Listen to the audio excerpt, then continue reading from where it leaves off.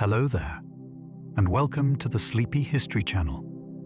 Tonight, we travel into the vast and astonishing history of China, a civilization whose story stretches across thousands of years of invention, empire, philosophy, rebellion, and renewal. This is a land where emperors built hidden palaces, armies of clay guarded the dead, and scholars shaped governments with brush, ink, and memory. We'll trace a path from oracle bones and bronze vessels to silk roads, treasure fleets, lost dynasties, and cities that once stunned the world. Along the way, we'll find inventions that changed human history and ideas so powerful they still shape daily life today. China's past is not a single story.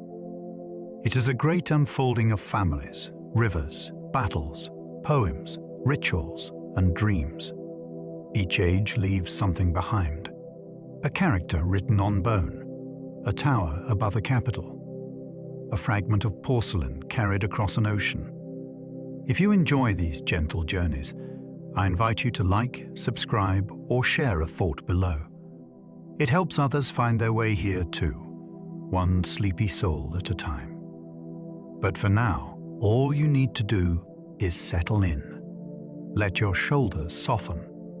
Allow your breathing to slow. And as your mind begins to loosen its grip on the day, join me as we explore this extraordinary civilization together.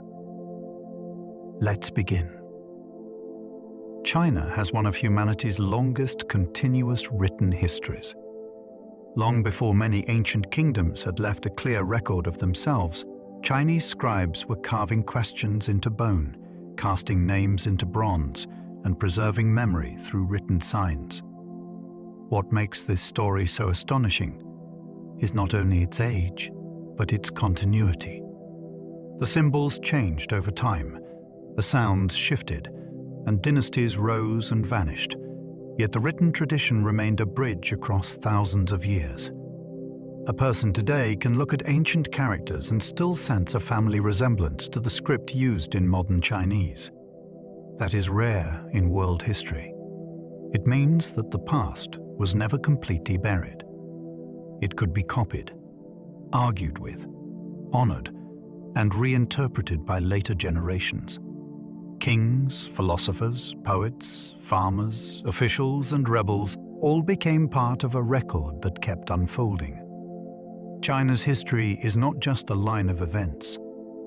It is a conversation carried through ink, stone, silk, bamboo, and paper. The Great Wall was never one single wall. The image most people carry is of one mighty barrier, stretching across mountains like a single unbroken spine. The reality is far stranger and more interesting. What we call the Great Wall is really a vast family of walls, trenches, towers, forts, and signal stations built by different states and dynasties over many centuries. Some sections were made from tamped earth. Others used brick, stone, reeds, or whatever the local landscape could provide. In desert regions, builders packed layers of gravel and clay into shapes that could survive harsh wind. In mountain passes, walls followed ridges where soldiers could watch the horizon for movement. These defenses were not only about stopping armies. They controlled trade, marked borders, slowed raids, and sent messages with smoke or flame. The wall became less like a single structure and more like a long memory of fear, strategy, labor, and empire written across northern China.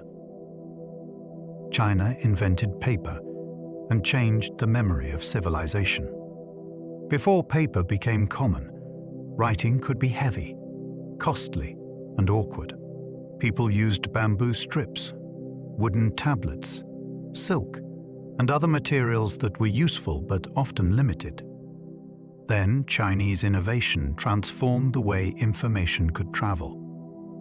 Early paper was made by breaking down fibers from plants, bark, cloth, and fishing nets, then spreading the watery pulp into thin sheets. The result was lighter than bamboo and far cheaper than silk. Suddenly, records, letters, drawings, religious texts, poetry, official orders, and private thoughts could move through society more easily. This did not simply help scholars. It changed administration, education, art, and trade. A government could keep more records. A poem could be copied by more hands. A merchant could manage accounts with greater ease. Over time, the idea spread far beyond China, reshaping cultures that had never seen the workshops where it began. Paper made memory portable, and the world never returned to its older silence. The Silk Road turned China into a crossroads of continents. The name sounds like a single road lined with bales of silk, but it was really a shifting network of land and sea routes linking East Asia with Central Asia, India, Persia, the Middle East, and Europe. Goods moved along these paths in stages, carried by caravans, sailors, traders, and middlemen who might never travel the whole distance themselves. Chinese silk was one of the most desired products, but it was only part of the story. Horses, glassware, spices, gems, metals, medicines, and musical instruments also crossed frontiers. So did religions, stories, technologies, and artistic styles. Buddhism entered China along these routes, while Chinese inventions and luxury goods moved outward. Oasis towns became places where languages mingled and ideas changed shape. The Silk Road was not only a trade system. It was a long corridor of curiosity, where distant peoples met through objects, beliefs, and rumors carried across desert and mountain. The terracotta army guarded an emperor no one could approach. When farmers near Xi'an uncovered fragments of clay warriors, they had stumbled onto one of the most extraordinary burial complexes ever found. Beneath the earth stood thousands of life-sized soldiers, arranged in battle formation for the afterlife of Qin Shi Huang. Each figure was made with careful attention to rank, hairstyle, armor, posture, and expression. They were not identical decorations. They looked like an army of individuals, ready to serve a ruler who had unified warring states with ruthless determination. The clay soldiers were only one part of a much larger underground world. Ancient accounts describe palaces, offices, treasures, flowing rivers of mercury, and a miniature cosmos built for the emperor's continued rule beyond death. His actual tomb remains unopened, which adds to the fascination. We can see the army standing guard, but the central mystery still waits nearby. It feels as though the emperor's command over secrecy has lasted for more than 2,000 years. Ancient Chinese astronomers recorded exploding stars before telescopes existed. Court observers watched the sky with extraordinary patience because celestial events were thought to carry meaning for rulers and states. Their duty was not casual stargazing. It was disciplined observation, night after night, generation after generation. When a new light appeared where none had been before, they wrote it down. Some of these records describe guest stars, sudden bright points that appeared in the heavens and then faded away. Modern astronomers have matched several of these observations with supernova remnants, the glowing remains of massive stellar explosions. One famous event was seen in the 11th century when a brilliant star appeared in the sky and remained visible for months. Today, we associate that explosion with the Crab Nebula. What is remarkable is that people with no telescopes and no modern physics still created records valuable to science almost 1,000 years later. Their careful notes became a bridge between imperial astrology and the life cycle of stars. The Grand Canal linked northern and southern China for centuries. Rivers in China often run from west to east, which made north-south transport difficult across such a vast country. The Grand Canal solved that problem on a breathtaking scale. It joined waterways into a long engineered route that allowed grain, goods, officials, soldiers, and messages to move between regions that might otherwise have felt worlds apart. This was not merely a convenience. It helped hold empires together. Northern capitals needed food from the fertile south, and the canal carried that lifeline through locks, channels, lakes, and river connections. Along its banks, market towns grew, warehouses filled, and boatmen learned the moods of water and mud. Families lived by its rhythms. Governments depended on it.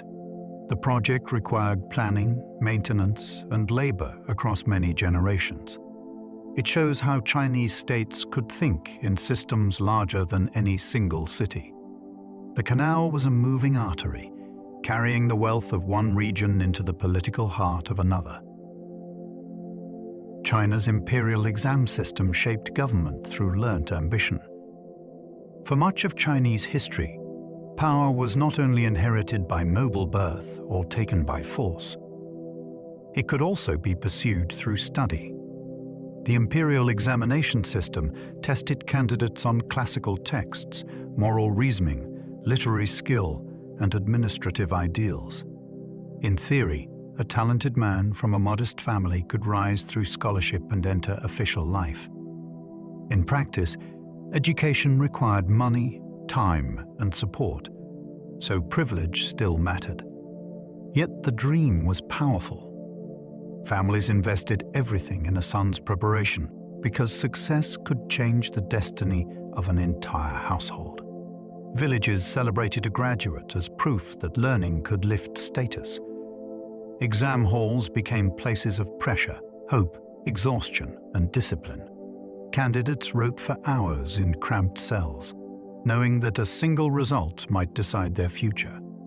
This system created a culture where books became ladders, brushwork became ambition, and the state tied its authority to mastery of a shared moral and literary tradition.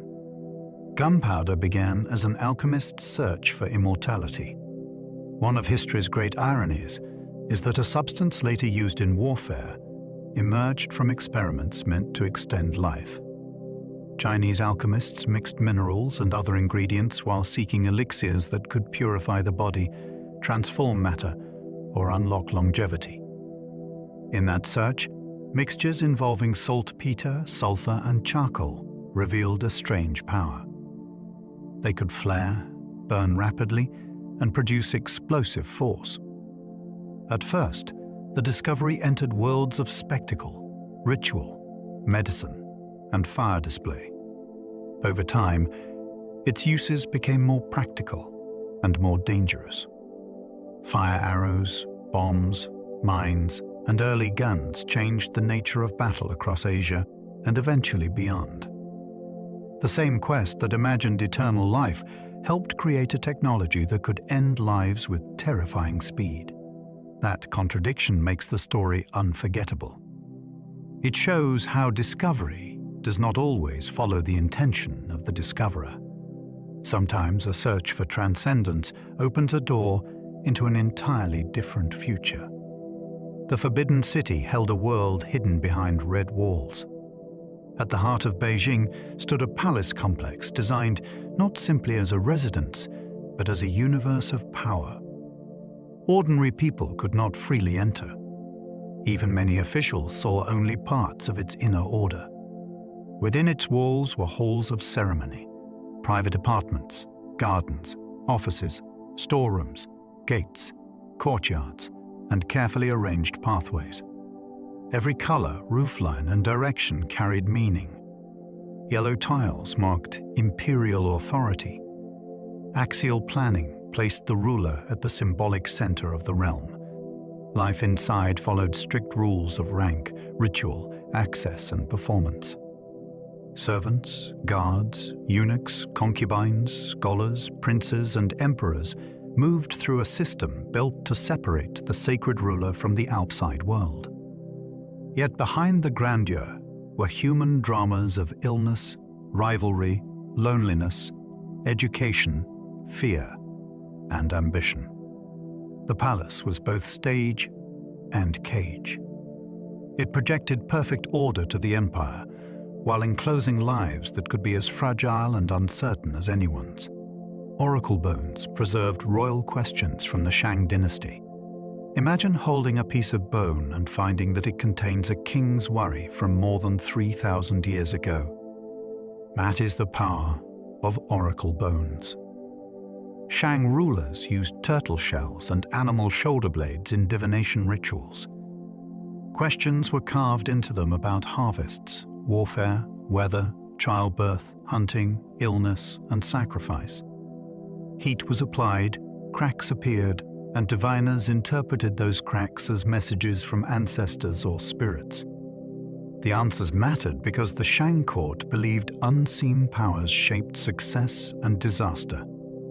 These bones are among the earliest major sources for Chinese writing, but they are more than linguistic treasures.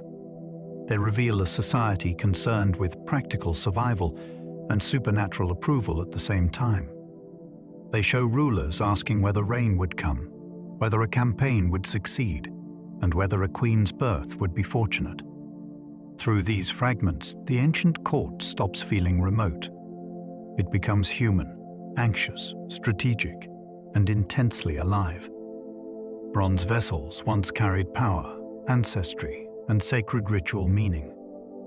In early China, bronze was not just a useful metal. It was a language of status, memory, and sacred obligation. Elite families commissioned vessels for ceremonies involving food, wine, music, and offerings to ancestors. These objects could be massive, intricate, and technically demanding.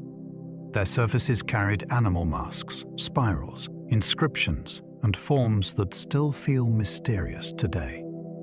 During rituals, the living honored the dead, and the dead were expected to protect the living. A bronze vessel might proclaim lineage, commemorate a military victory, or preserve a royal gift in metal. To possess such objects was to stand within a chain of authority reaching backward through generations. Their production required mining, casting knowledge, workshops, and social organization. They were artworks, ritual tools, political statements, and family archives all at once. When archaeologists find them in tombs, they are not merely discovering beautiful antiques. They are entering a world where ancestry was power made visible. The Zhou dynasty lasted longer than any other Chinese dynasty. The Zhou era stretched across centuries, long enough for its political world to change almost beyond recognition. It began with kings who claimed a moral right to rule, often described as the mandate of heaven. This idea became one of the most important concepts in Chinese political thought. A ruler's authority depended not only on ancestry, but on virtue and proper conduct. If disasters, corruption, or suffering overwhelmed the realm, people could argue that heaven had withdrawn its support. Over time, Zhou power weakened as regional lords became stronger. What began as a royal order broke into competing states, alliances, betrayals, reforms, and wars. Yet this period produced many of the ideas that later dynasties inherited. It gave China political vocabulary, ritual ideals, bronze inscriptions, and philosophical questions that never disappeared. The dynasty endured not because it stayed unchanged, but because its legacy survived through transformation, conflict, and argument. Confucius reshaped Chinese thought without ever ruling a kingdom. He lived in an age of disorder, when old political bonds were weakening and rulers competed for advantage. Rather than commanding armies or founding a dynasty, he offered a different kind of power. He taught that society could be repaired through moral cultivation, proper conduct, respect for parents, loyalty, ritual, and humane government.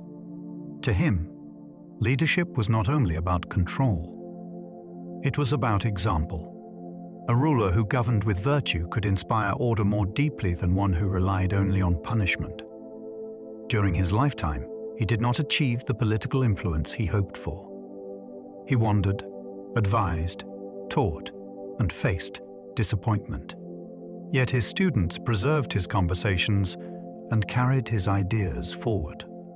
Later governments turned his teachings into educational foundations, exam material, and moral language for official life.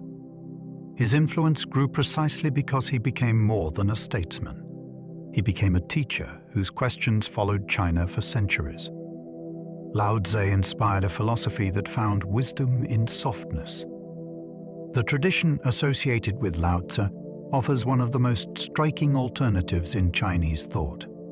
Instead of praising force, ambition, and rigid control, it looks toward water, humility, emptiness, and naturalness. The Tao, often translated as the way, is not a simple rule or command. It suggests the deep pattern by which things arise, change, and return. The famous text linked to Lao Tzu speaks in brief, paradoxical lines that invite reflection rather than obedience.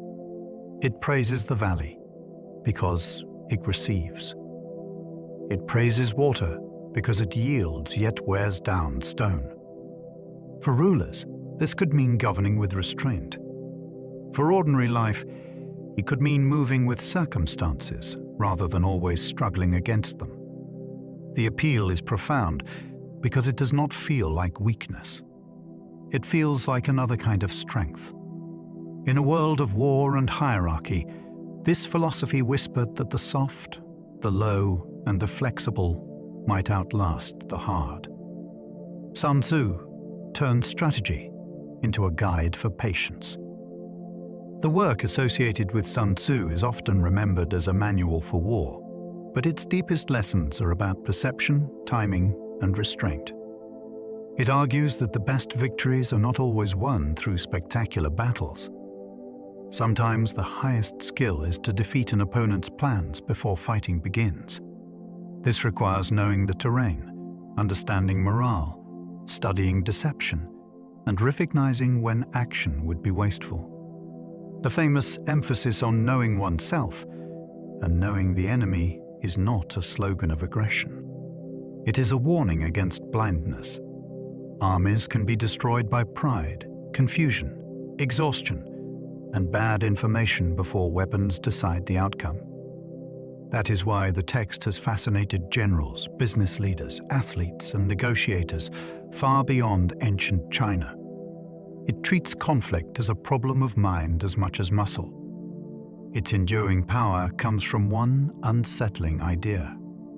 The smartest move may be the one that avoids the clash everyone expected. Qin Shi Huang unified China and standardized its written script. Before unification, the Chinese world was divided among rival states with different laws, currencies, measures, and writing styles. The Qin victory changed that landscape with stunning force. The first emperor did not simply defeat enemies. He tried to make the realm function as one system. Roads were built. Weights and measures were regulated. Axle widths were standardized to help carts move through rutted roads. Most importantly, written forms were brought into a more unified style. This mattered because China contained many spoken varieties, but a shared written system could help officials communicate across distance. The reforms were harsh, and the Qin regime became infamous for severity, forced labor, censorship, and punishment. Yet its administrative vision outlived the dynasty itself. Later, rulers inherited the idea that China could be governed as a centralized empire. The Qin lasted only briefly, but it created a template so powerful that its name still echoes in the word China. Legalist reforms helped build an empire with astonishing speed. The state of Qin rose from a western frontier power into the force that conquered its rivals, and legalist thinking helped make that transformation possible. Its reformers cared less about noble tradition and more about discipline, agriculture, military reward, and clear laws. Rank could be tied to service rather than old pedigree. Farmers were encouraged or pressured to produce more grain. Soldiers could gain status through battlefield achievement. Families and communities were organized so people watched one another and reported wrongdoing. This created a state that was efficient, demanding, and frighteningly focused. Legalism assumed that people were best governed through incentives and punishments, not appeals to virtue alone. The result was a machine capable of mobilizing labor and armies on an enormous scale. It helped Qin win, but it also made Qin rule deeply resented. The same severity that built the empire quickly may have helped bring it down quickly. Its success contained the seeds of its collapse. Han armies pushed Chinese influence deep into Central Asia. The Han dynasty inherited a vast imperial framework, but it also faced powerful nomadic confederations on the northern frontier. To survive and expand, Han rulers used diplomacy, marriage alliances, trade, fortifications, and military campaigns. Over time, their armies moved westward into regions of deserts, oases, mountains, and steppe corridors. This was not simply conquest for glory. Control of frontier routes helped protect trade and manage relations with peoples who commanded horses, mobility, and knowledge of the grasslands. As Han power extended into the Tarim Basin and beyond, Chinese goods and influence reached deeper into Inner Asia. Envoys encountered unfamiliar kingdoms, rare animals, strong horses, and markets tied to distant civilizations. These contacts helped shape the routes later remembered as part of the Silk Road. The story shows that China was never sealed away from the wider world. Its borders were active zones of negotiation, danger, exchange, and ambition. The Han dynasty gave China its enduring majority identity. When people speak of the Han Chinese today, they are using a name rooted in a dynasty that became one of the great foundations of Chinese civilization. The Han period strengthened imperial institutions, expanded territory, promoted classical learning, and created patterns of government that later ages admired. It was a time of court politics, frontier warfare, technological growth, historical writing, and cultural confidence. The historian Sima Qian wrote a monumental account of the past that shaped how later generations understood history itself.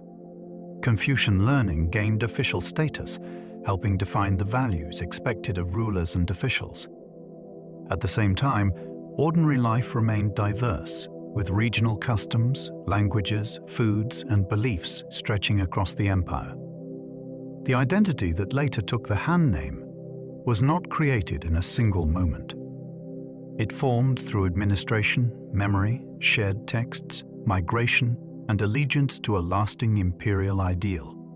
A dynasty became a name for a people. Zhang Qian opened routes that transformed Eurasian exchange forever. His journey began not as a peaceful trade mission, but as a dangerous search for allies. Sent west by the Han court, Zhang Qian crossed lands where powerful steppe peoples controlled movement and information. He was captured, held for years, and still continued when he finally escaped. What he brought back was more valuable than treasure. He gave the Chinese court detailed knowledge of distant kingdoms, rich valleys, strong horses, unusual crops, and wider worlds beyond the frontier. His reports helped turn curiosity into policy. Envoys, merchants, soldiers, and caravans followed paths that linked China with Central Asia in deeper ways. Through those routes came grapes, alfalfa, glassware, music, religious ideas, and stories from far away. Chinese silk and other goods moved outward through many hands. Zhang Qian did not build a road in the ordinary sense. He opened a mental map. After him, the West was no longer only rumor. It became reachable, negotiable, and historically unforgettable. Chinese silk reached Rome before Romans understood its origin. To wealthy Romans, silk was a wonder fabric. It was light, smooth, shimmering, and unlike anything produced in the Mediterranean world. Yet for a long time, they did not truly know where it came from or how it was made. Some imagined it was combed from trees. Others simply knew it arrived through long chains of trade, passed across deserts, empires, and markets until its origin was almost mythical.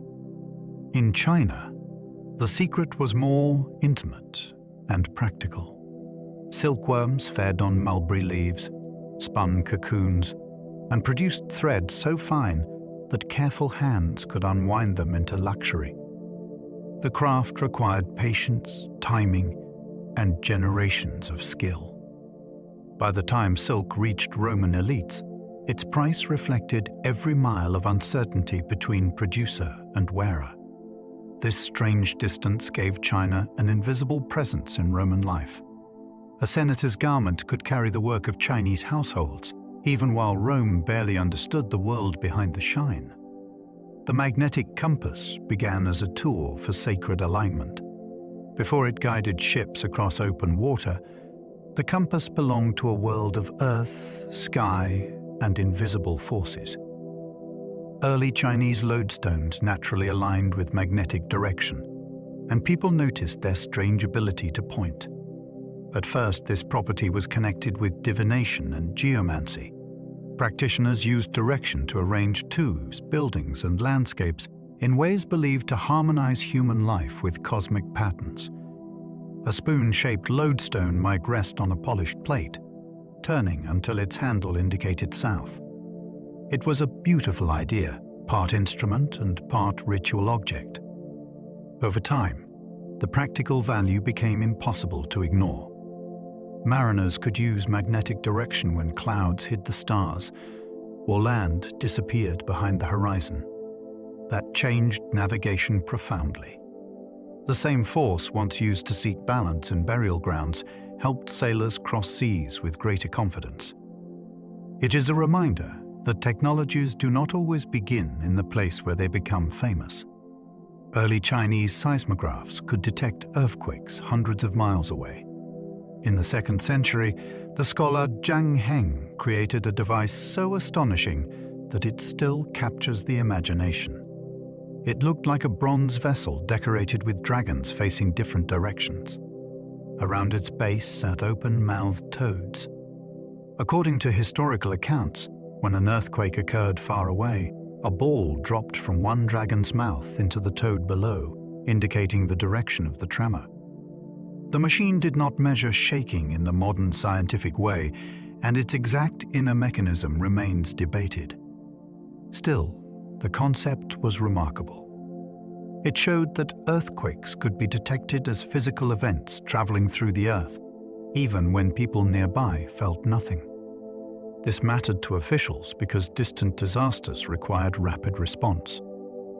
If a frontier region had been struck, the court needed to know. The device turned hidden movement into political knowledge. Long before modern sensors, Chinese thinkers were trying to listen to the restless planet beneath their feet. The Three Kingdoms era became legend through loyalty and betrayal. After the Han order weakened, rival powers struggled to control the fractured realm. The period that followed was filled with shifting alliances, bold generals, brilliant advisors, broken promises, and battles that later storytellers would never forget. Wei, Shu, and Wu competed not only with armies, but with reputation, strategy, and claims to legitimacy. Historical records preserve the political struggle, but later fiction transformed the era into something even larger. Heroes became symbols of honor. Strategists became masters of almost supernatural insight. The trail carried moral weight, and friendship could seem stronger than death. Figures such as Liu Bei, Guan Yu, Zhang Fei, Cao Cao, Zhuge Liang, and Sun Quan entered popular memory through theater, novels, games, and folk worship. The fascination lies in the human drama. China was divided, yet imagination made the age feel unified by story. It became a mirror for questions that never fade. What is loyalty worth? And when does ambition become destiny? Cao Cao was both feared warlord and gifted poet. History often remembers him as cunning, ruthless, and dangerous. Yet that picture is incomplete. Cao Cao was also a writer of striking power, a patron of talent, and a political figure whose intelligence helped reshape northern China during a time of collapse. He fought battles, managed officials, controlled emperors, and built institutions, while the old Han world was coming apart. In literature, his poems reveal another side. They speak of hardship, aging, ambition, grief, and the vastness of life under a troubled sky. That contrast makes him fascinating. He was not simply a villain or a hero. He was a man of war who understood words, a strategist who could turn inward, and a ruler whose reputation changed depending on who told the story. Later legends often darkened him, especially in tales that favored his rivals. Yet the historical Cao Cao resists easy judgment. He reminds us that power and artistry can live inside the same complicated person. Paper money first appeared in China during the Tang period. Long before banknotes became ordinary around the world, Chinese merchants were searching for ways to avoid hauling heavy strings of coins over long distances. Copper cash could be useful in daily trade, but bulk payments created real problems. In the Tang period, private exchange notes began to appear as promises of value between merchants. These early instruments were not yet modern state-issued paper currency, but they pointed toward a revolution.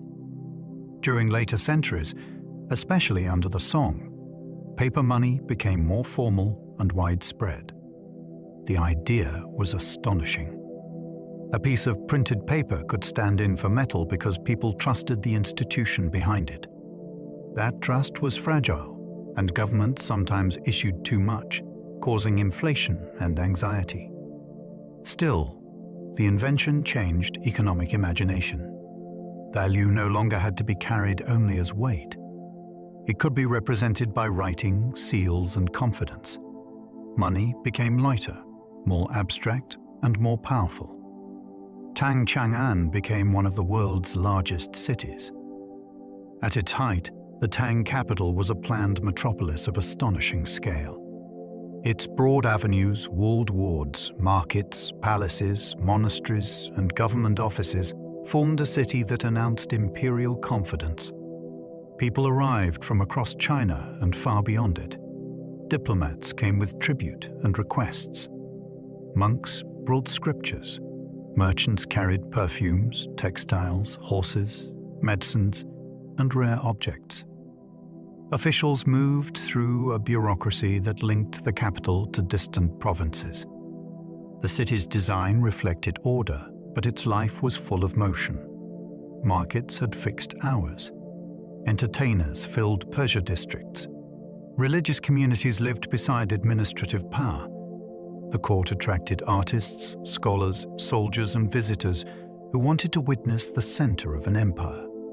To walk its streets would have been to hear different accents and see goods from worlds most people would never visit. Chang'an was not merely large. It was a statement that China stood at the heart of a connected and cosmopolitan age. Foreign musicians, merchants, and monks filled Tang capital streets. The Tang capital was famous not only for its size, but for the remarkable variety of people who moved through it. Sogdian traders from Central Asia became especially important in commerce, acting as cultural brokers between distant regions. Buddhist monks arrived from India, Korea, Japan, and other lands, seeking texts, teachers, and sacred sites. Musicians and dancers brought styles that fascinated aristocratic audiences. Foreign clothing, foods, instruments, and languages became part of elite fashion and urban curiosity. This did not mean everyone lived together without tension. Outsiders could be admired, regulated, imitated, or mistrusted depending on politics and circumstance. Still, the city's atmosphere was unusually open by the standards of many ancient capitals. It reminds us that Chinese history was not isolated. At certain moments, it was vividly international. A night in Tangchang'an might include music from beyond the deserts, incense from far markets, and conversations between people whose homelands lay thousands of miles apart. Wu Zetian became the only woman to rule China as emperor. She rose through one of the most controlled and dangerous environments in the world, the imperial court. Beginning as a palace woman, Wu Zetian survived rivalries, gained influence, and eventually dominated politics with extraordinary skill. She first exercised power through emperors connected to her by marriage and family, then took the throne in her own name. That step was almost unimaginable in a system built around male dynastic succession. She promoted officials, used religious symbolism, supported Buddhism, expanded state power, and presented herself as a ruler chosen by cosmic order. Her enemies accused her of cruelty, manipulation, and ambition without limits. Some charges may reflect real political violence, while others were sharpened by later historians uncomfortable with female sovereignty. What cannot be denied is her ability. She ruled at the center of one of China's greatest dynasties and forced the political imagination to make room for her. Her reign remains dazzling, controversial, and impossible to ignore. Tang poetry turned everyday landscapes into immortal emotional worlds. During the Tang dynasty, poetry became one of the highest forms of cultural expression. It was not only an ornament for scholars, it was a way of seeing. A moon over a river could carry homesickness. A mountain path could suggest exile. A cup of wine might hold friendship, sorrow, or defiance. The best poems often used simple images, but those images opened into deep feeling. This was partly because educated people shared literary traditions, historical references, and expectations about form. A short poem could carry layers of memory. Officials wrote while traveling to remote posts. Friends exchanged verses at departures. Monks, courtiers, wanderers, and soldiers all left traces in words. Tang poetry endured because it made emotion precise without making it narrow. It captured moments that feel both ancient and immediate. Someone watching autumn light 13 centuries ago could speak in a way that still reaches a listener now. Li Bai wrote verses that still feel wildly alive. Few poets seem to move across the centuries with such restless energy. Li Bai became famous for poems filled with moonlight, wine, friendship, mountains, rivers, longing, and sudden freedom. His voice often feels spontaneous, as though a thought has just risen and taken flight. Legends made him even larger than life. He appears as a wanderer, a genius, a drinker, a court favorite, an exile, and almost an immortal of poetry. Yet beneath the legend is artistic control.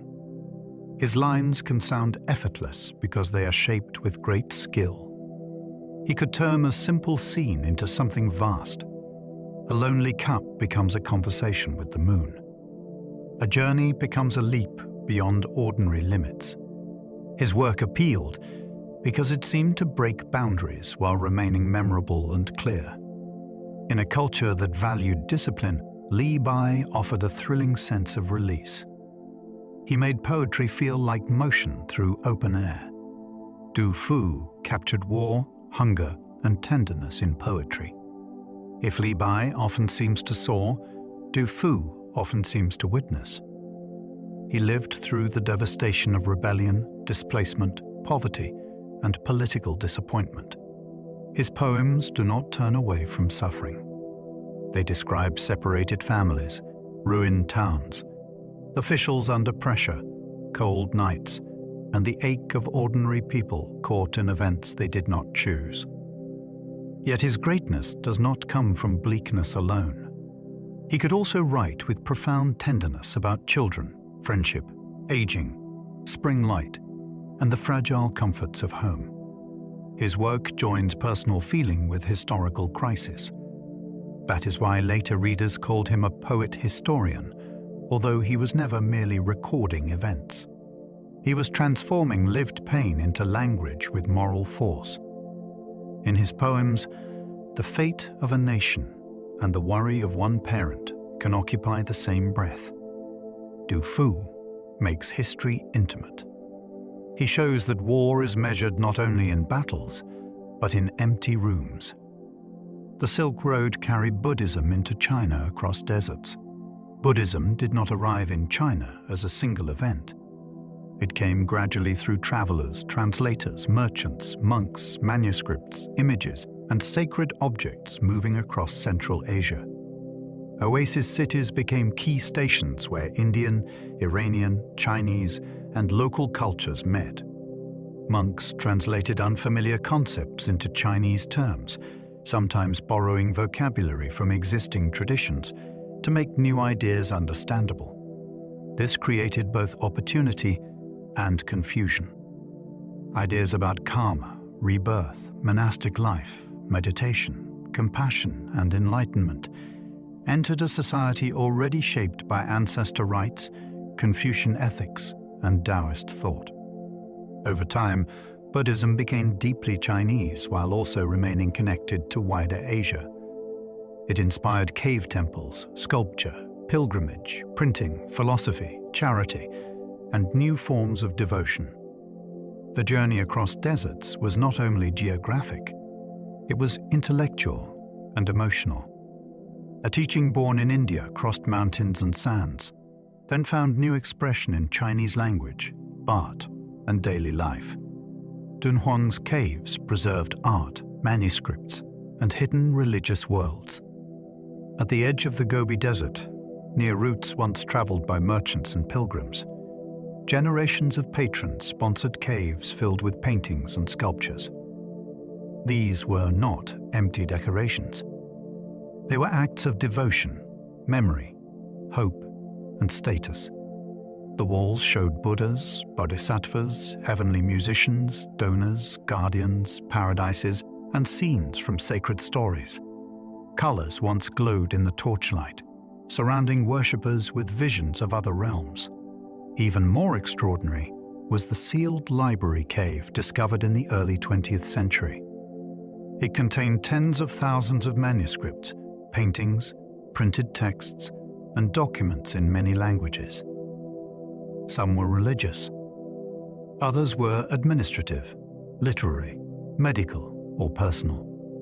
Together, they reveal a world of movement and exchange.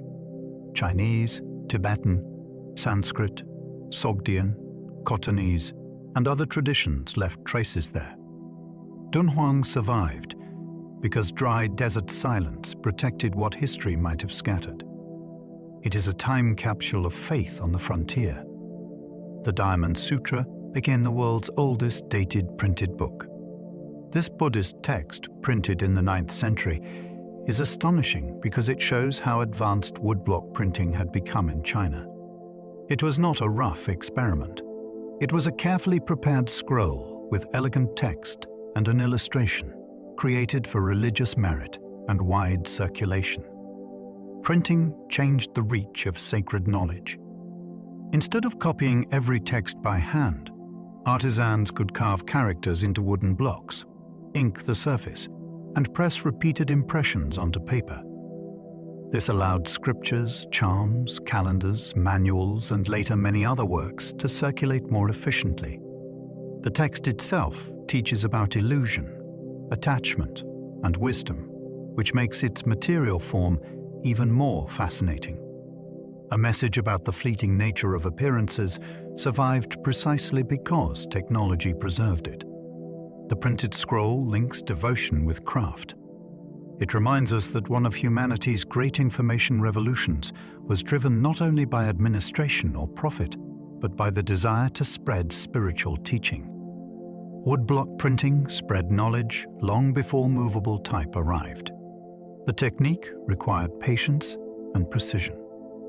A page of text was written, transferred to wood, carved in reverse, inked, and pressed onto paper. Once the block was ready, It could produce many copies with remarkable consistency. This suited Chinese writing especially well because pages could combine characters, images, diagrams, and layout in one carved surface. The method helped circulate Buddhist scriptures, calendars, dictionaries, medical works, farming guides, examination materials, and popular literature. It also supported government needs, since printed documents could standardize information across distance. Unlike handwritten copying, printing allowed knowledge to multiply with fewer errors once the book was correct. Blocks could be stored and reused, turning a workshop into a reservoir of pages waiting to be reborn. The cultural impact was immense. More readers could encounter texts. More officials could study. More communities could share ritual materials. Long before printing transformed Europe, China had already discovered the power of repeatable words. Bai Sheng invented movable type with baked clay characters. During the Song dynasty, an artisan named Bai Sheng devised a system that separated written characters into individual reusable pieces. He made them from clay, baked them, arranged them on an iron plate, printed a page, then broke the arrangement apart for later use. The idea was brilliant. Instead of carving a whole page every time, one could compose text from a stock of characters. In practice, Chinese writing presented challenges because it used thousands of characters rather than a small alphabet. For many projects, woodblock printing remained more convenient. Yet Bai Sheng's invention was a remarkable conceptual leap. It showed that writing could be broken into movable units and recombined at will. Later technologies used wood, metal, and other materials, while movable type developed differently across cultures. His work belongs to the larger history of humanity learning to reproduce thought mechanically. Each small clay piece was a fragment of language waiting for its next sentence. Song China had cities filled with markets and restaurants. The Song period witnessed a level of urban life that can feel startlingly modern. In cities such as Qifeng and later Hangzhou, commercial energy spilled beyond older restrictions. Shops, tea houses, food stalls, entertainment quarters, bookstores, inns, and specialized markets served residents and visitors. People could buy prepared meals rather than cooking at home.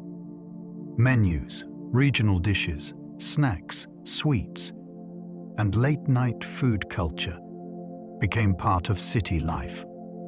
This mattered because it reflects a growing money economy, dense populations, and sophisticated supply networks. Grain, fish, vegetables, spices, wine, tea, paper, cloth, and luxury goods moved through urban systems with impressive speed. The city was not only a political center. It was a place to browse, taste, gossip, listen, and spend. Paintings and texts from the period show crowds, bridges, boats, vendors, and signs of constant motion. Some urban culture reminds us that the past was not always slow or simple. Some engineers built clock towers with astonishing mechanical precision. One of the most impressive machines of the age was associated with Xu Song, a scholar official and engineer. His astronomical clock tower combined timekeeping, celestial observation, water power, gears, and mechanical display. It did more than mark hours. It modeled the movement of heavenly bodies and presented time through automated figures. The mechanism used an escapement-like system, which helped regulate motion in measured intervals. This was not a toy for curiosity. Accurate calendars and astronomical observations mattered to imperial legitimacy because rulers were expected to harmonize earthly government with celestial order. The tower represented science, statecraft, and craftsmanship working together. Imagine standing before a structure where flowing water powered hidden wheels, stars were tracked above, and mechanical figures emerged to announce the passage of time. It expressed a deep belief that the universe had patterns and that human intelligence could build instruments to follow them. Song engineering turned time into moving architecture. Chinese porcelain became so prized that Europe named it China. Porcelain begins with earth, fire, and extraordinary control.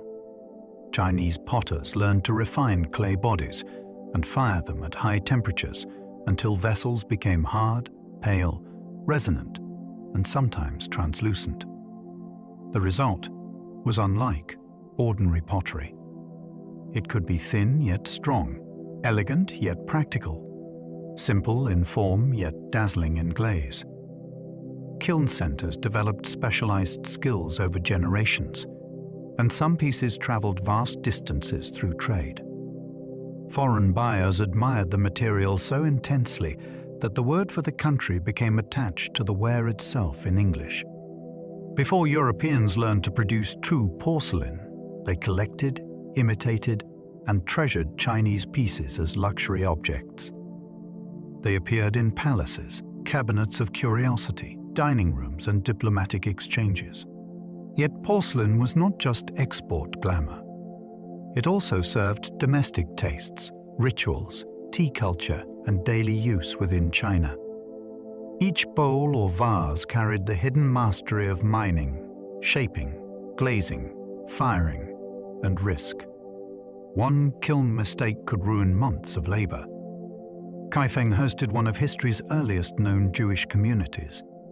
In the Song period, a small Jewish community took root in Kaifeng, likely connected to trade routes that brought merchants and families across Asia.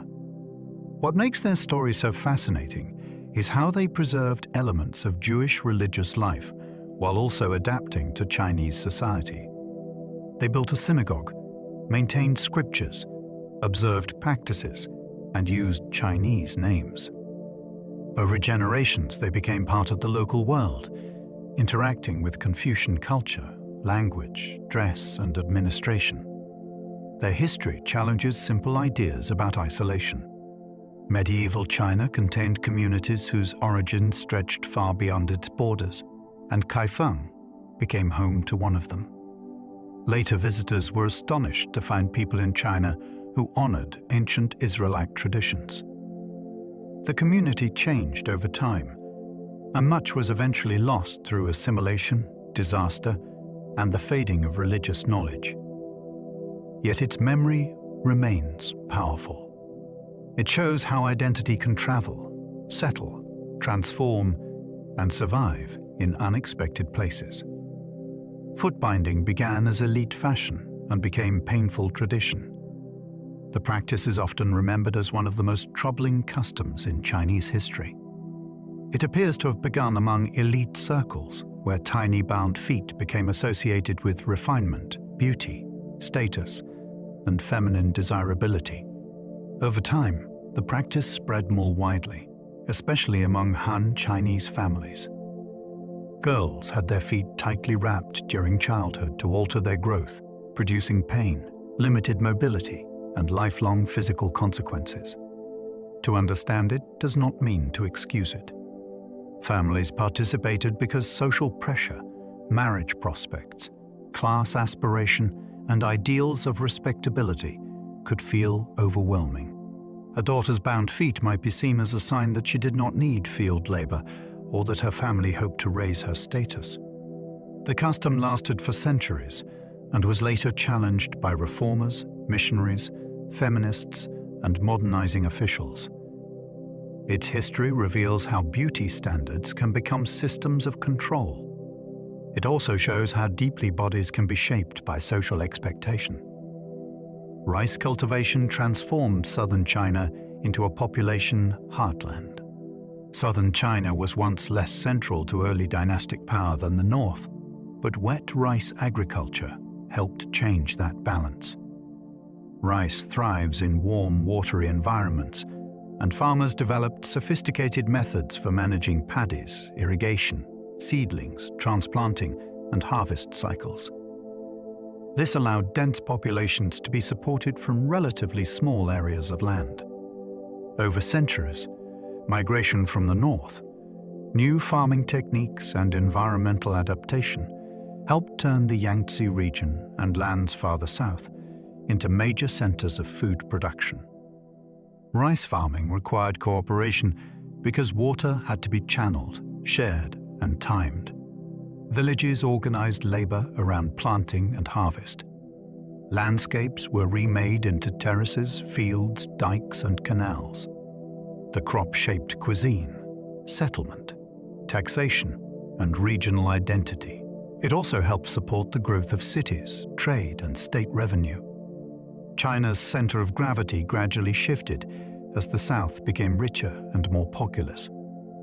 A grain changed the map of history. Champa rice helped some farmers harvest more than once yearly. A fast-ripening variety of rice from the region of Champa in present-day Vietnam became important in Chinese agricultural history. Because it matured quickly and resisted drought better than some older varieties, it allowed farmers in suitable regions to plant and harvest with greater flexibility. In some places, fields could produce more than one crop in a year. That mattered enormously. More reliable harvests supported population growth, reduced certain risks of famine, and increased the economic strength of southern regions. The spread of Champa rice also shows that agricultural innovation often crosses borders. China was not simply exporting culture and goods. It was also learning from neighbors and adapting useful discoveries to local needs. Farmers, officials, and communities all played roles in making the new crop valuable. Behind the history of dynasties and armies lies this quieter revolution. A small seed, introduced from the south, helped feed millions and sustain one of the most dynamic economies of the medieval world. Neo-Confucian thinkers reshaped family, education, and moral life. During the Song dynasty, scholars reinterpreted older Confucian teachings in response to Buddhism, Taoism, and the needs of a changing society.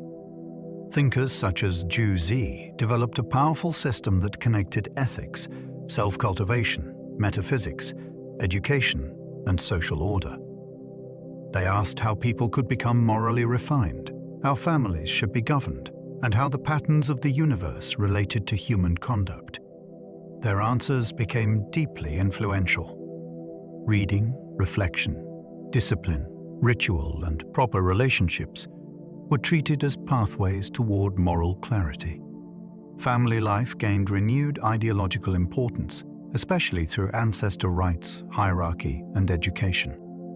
Schools and academies spread these teachings, and later governments made them central to examination culture. The result shaped generations of officials and households across East Asia.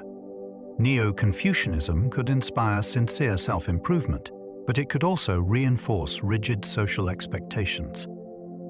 Its influence endured because it offered more than rules. It offered a complete vision of how the self, family, state, and cosmos might fit together. The Mongols conquered China and founded the Yuan dynasty. The conquest was one of the most dramatic turning points in Chinese history. Steppe armies, famous for mobility, archery, discipline, and strategy, gradually overcame powerful states and incorporated China into a vast Mongol-ruled empire. The process took decades and involved sieges, alliances, naval campaigns, administrative adaptation, and immense suffering. When the Yuan dynasty was established, China became part of a wider imperial system stretching across much of Eurasia. This brought new connections, new hierarchies, and new tensions. Mongol rulers had to govern a huge sedentary population with sophisticated institutions, while also preserving their own elite identity. They employed people from many backgrounds, including Central Asians and other foreigners, in official roles. For Chinese subjects, the period could feel alien and unequal, yet it also intensified long-distance contact. The Yuan dynasty reveals a world in which China was ruled from within by conquerors from beyond the old frontier. It was defeat, transformation, and global connection all at once. Kublai Khan ruled China from a newly built capital. He chose the site that would become Beijing as the center of his rule, building a capital known as Dadu in Chinese and Kombalik to many foreigners. This was more than a practical decision. It was a statement about power. Kublai Khan wanted to rule as a Mongol Great Khan and as a Chinese emperor.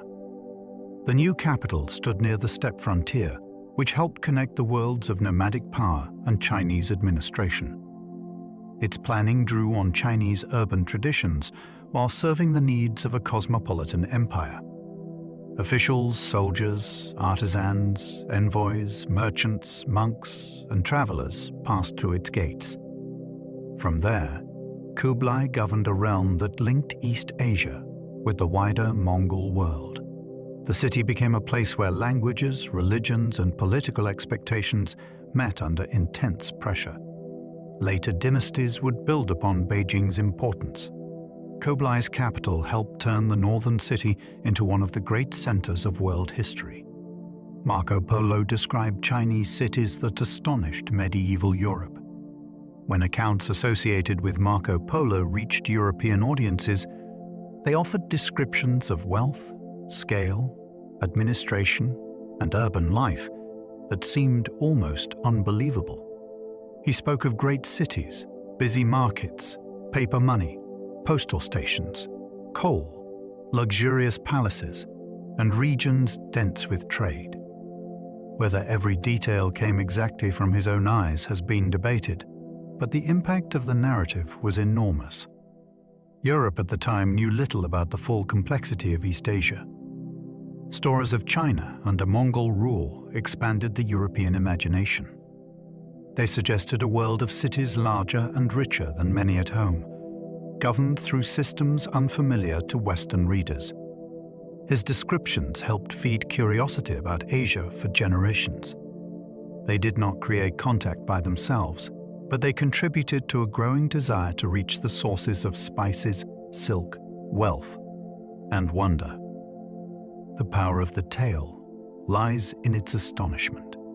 It made distant China feel both real and almost impossible. Yuan drama gave ordinary voices a stage in Chinese culture. Under Mongol rule, some traditional paths for educated elites changed, and theatre gained new energy as a form of expression. Yuan drama combined music, spoken dialogue, poetry, humor, emotion, and social observation. Its stories could involve wronged widows, clever servants, corrupt officials, lovers, judges, ghosts, and outcasts. This made the stage a place where audiences encountered lives beyond courtly polish. Playwrights could explore injustice and desire in ways that formal official writing often avoided. The language was more accessible than highly classical prose, which gave performances emotional immediacy. Some works from the period remain famous because they speak with sharp human force. A person crushed by bureaucracy could demand recognition. A woman's grief could become the center of the story. A low-status character could expose the foolishness of the powerful. Yuan drama matters because it widened the range of voices preserved in Chinese culture. It turned entertainment into a vessel for social memory. The Red Turban Rebellion helped end Mongol rule in China. By the 14th century, the Yuan dynasty faced floods, famine, disease, financial strain, factional conflict, and widespread resentment. In this atmosphere, religious movements and rebel armies gained strength. The Red Turbans drew on millenarian Buddhist beliefs and popular anger, promising renewal in a world that seemed broken. Their uprisings spread through regions already suffering from hardship and mistrust of Mongol rule. Among the men who rose through this violent landscape was Zhu Wanjiang, a former poor peasant and Buddhist novice who joined rebel forces and proved to be a remarkable commander. Over time, he defeated rivals and positioned himself as the restorer of Chinese rule. The rebellion was not a simple patriotic movement from the beginning. It was messy, local, spiritual, desperate, and ambitious. yet it became part of the collapse of the Yuan order. Out of hunger, prophecy, and war came a new dynasty. The fall of Mongol rule was born from suffering as much as strategy. The Ming dynasty rebuilt Chinese power after Mongol domination. When Mongol rule collapsed, the new dynasty faced a task larger than taking the throne. It had to restore confidence in Chinese rule after decades of foreign domination, warfare, and disruption. The founding emperor, Zhu Wanzhang, came from extreme poverty and understood hardship with unusual sharpness. His government promoted agriculture, repaired institutions, and tried to anchor society in discipline, hierarchy, and rural stability. The early Ming state could be harsh, suspicious, and intensely controlled, but it also revived a sense of imperial order. New laws were issued. Military colonies guarded frontiers. Tax registers counted households and fields. Ceremonies were redesigned to present the ruler as the moral center of the realm. The dynasty's rise is astonishing because it came from rebellion and deprivation, yet built a system that lasted for centuries. It shows how a shattered country could be pulled back into shape by ambition, fear, planning, and a fierce desire to begin again. Zheng He commanded treasure fleets larger than European ships. In the early 15th century, a Muslim court eunuch from Yunnan became the admiral of one of history's most spectacular maritime enterprises. Zheng He led enormous fleets across the Indian Ocean, carrying envoys, soldiers, translators, doctors, craftsmen, and luxury goods. The largest ships were said to be immense by the standards of their age, dwarfing many European vessels that would later cross the Atlantic. These voyages were not simple exploration. They displayed imperial power, gathered tribute, managed diplomacy, and projected Ming authority into a wider oceanic world. Ports from Southeast Asia to South Asia and beyond saw Chinese ships arrive with ceremony and force. The fleets carried silk, porcelain, copper coins, and official messages. They returned with rare animals, exotic products, and foreign envoys. Zheng He's command required navigation, logistics, discipline, and political trust on a breathtaking scale. For a brief moment, China placed a floating empire on the seas.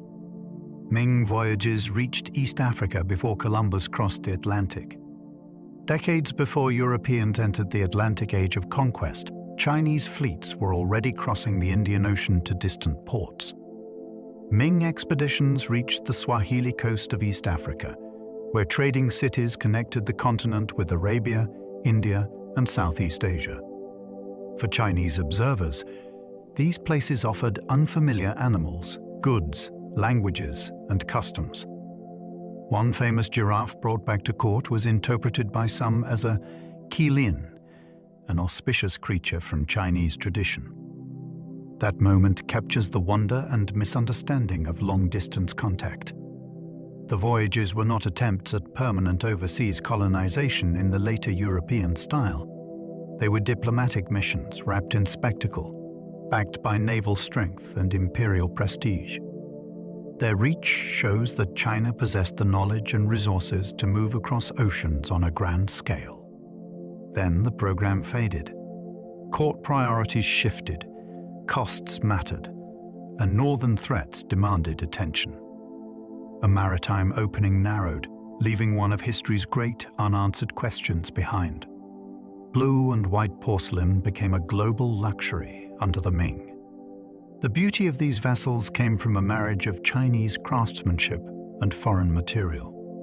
Cobalt pigment, often associated with trade from Western Asia, created deep blue designs beneath clear glaze. When fired at high temperatures, the blue settled into luminous patterns of dragons, flowers, waves, vines, clouds, and symbolic scenes. The result traveled everywhere. Bowls, jars, dishes, and vases moved through Asian ports, Islamic courts, African trading networks, and eventually European collections. people who could not read Chinese still recognized the elegance of the surface. In many places, local potters tried to imitate it, creating new artistic traditions from admiration and desire. The porcelain was not just beautiful. It was durable, transportable, and instantly recognizable as a prestige object. Each piece carried evidence of mining, painting, glazing, firing, packing, sailing, bargaining, and collecting. A single dish could connect a kiln in Jingdezhen to a banquet table thousands of miles away.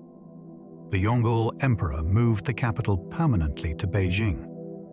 This decision reshaped the political geography of China. The early Ming capital had been in Nanjing, a great city in the south, with deep economic advantages. The Yongle Emperor, however, had strong ties to the north, where he had once ruled as a prince.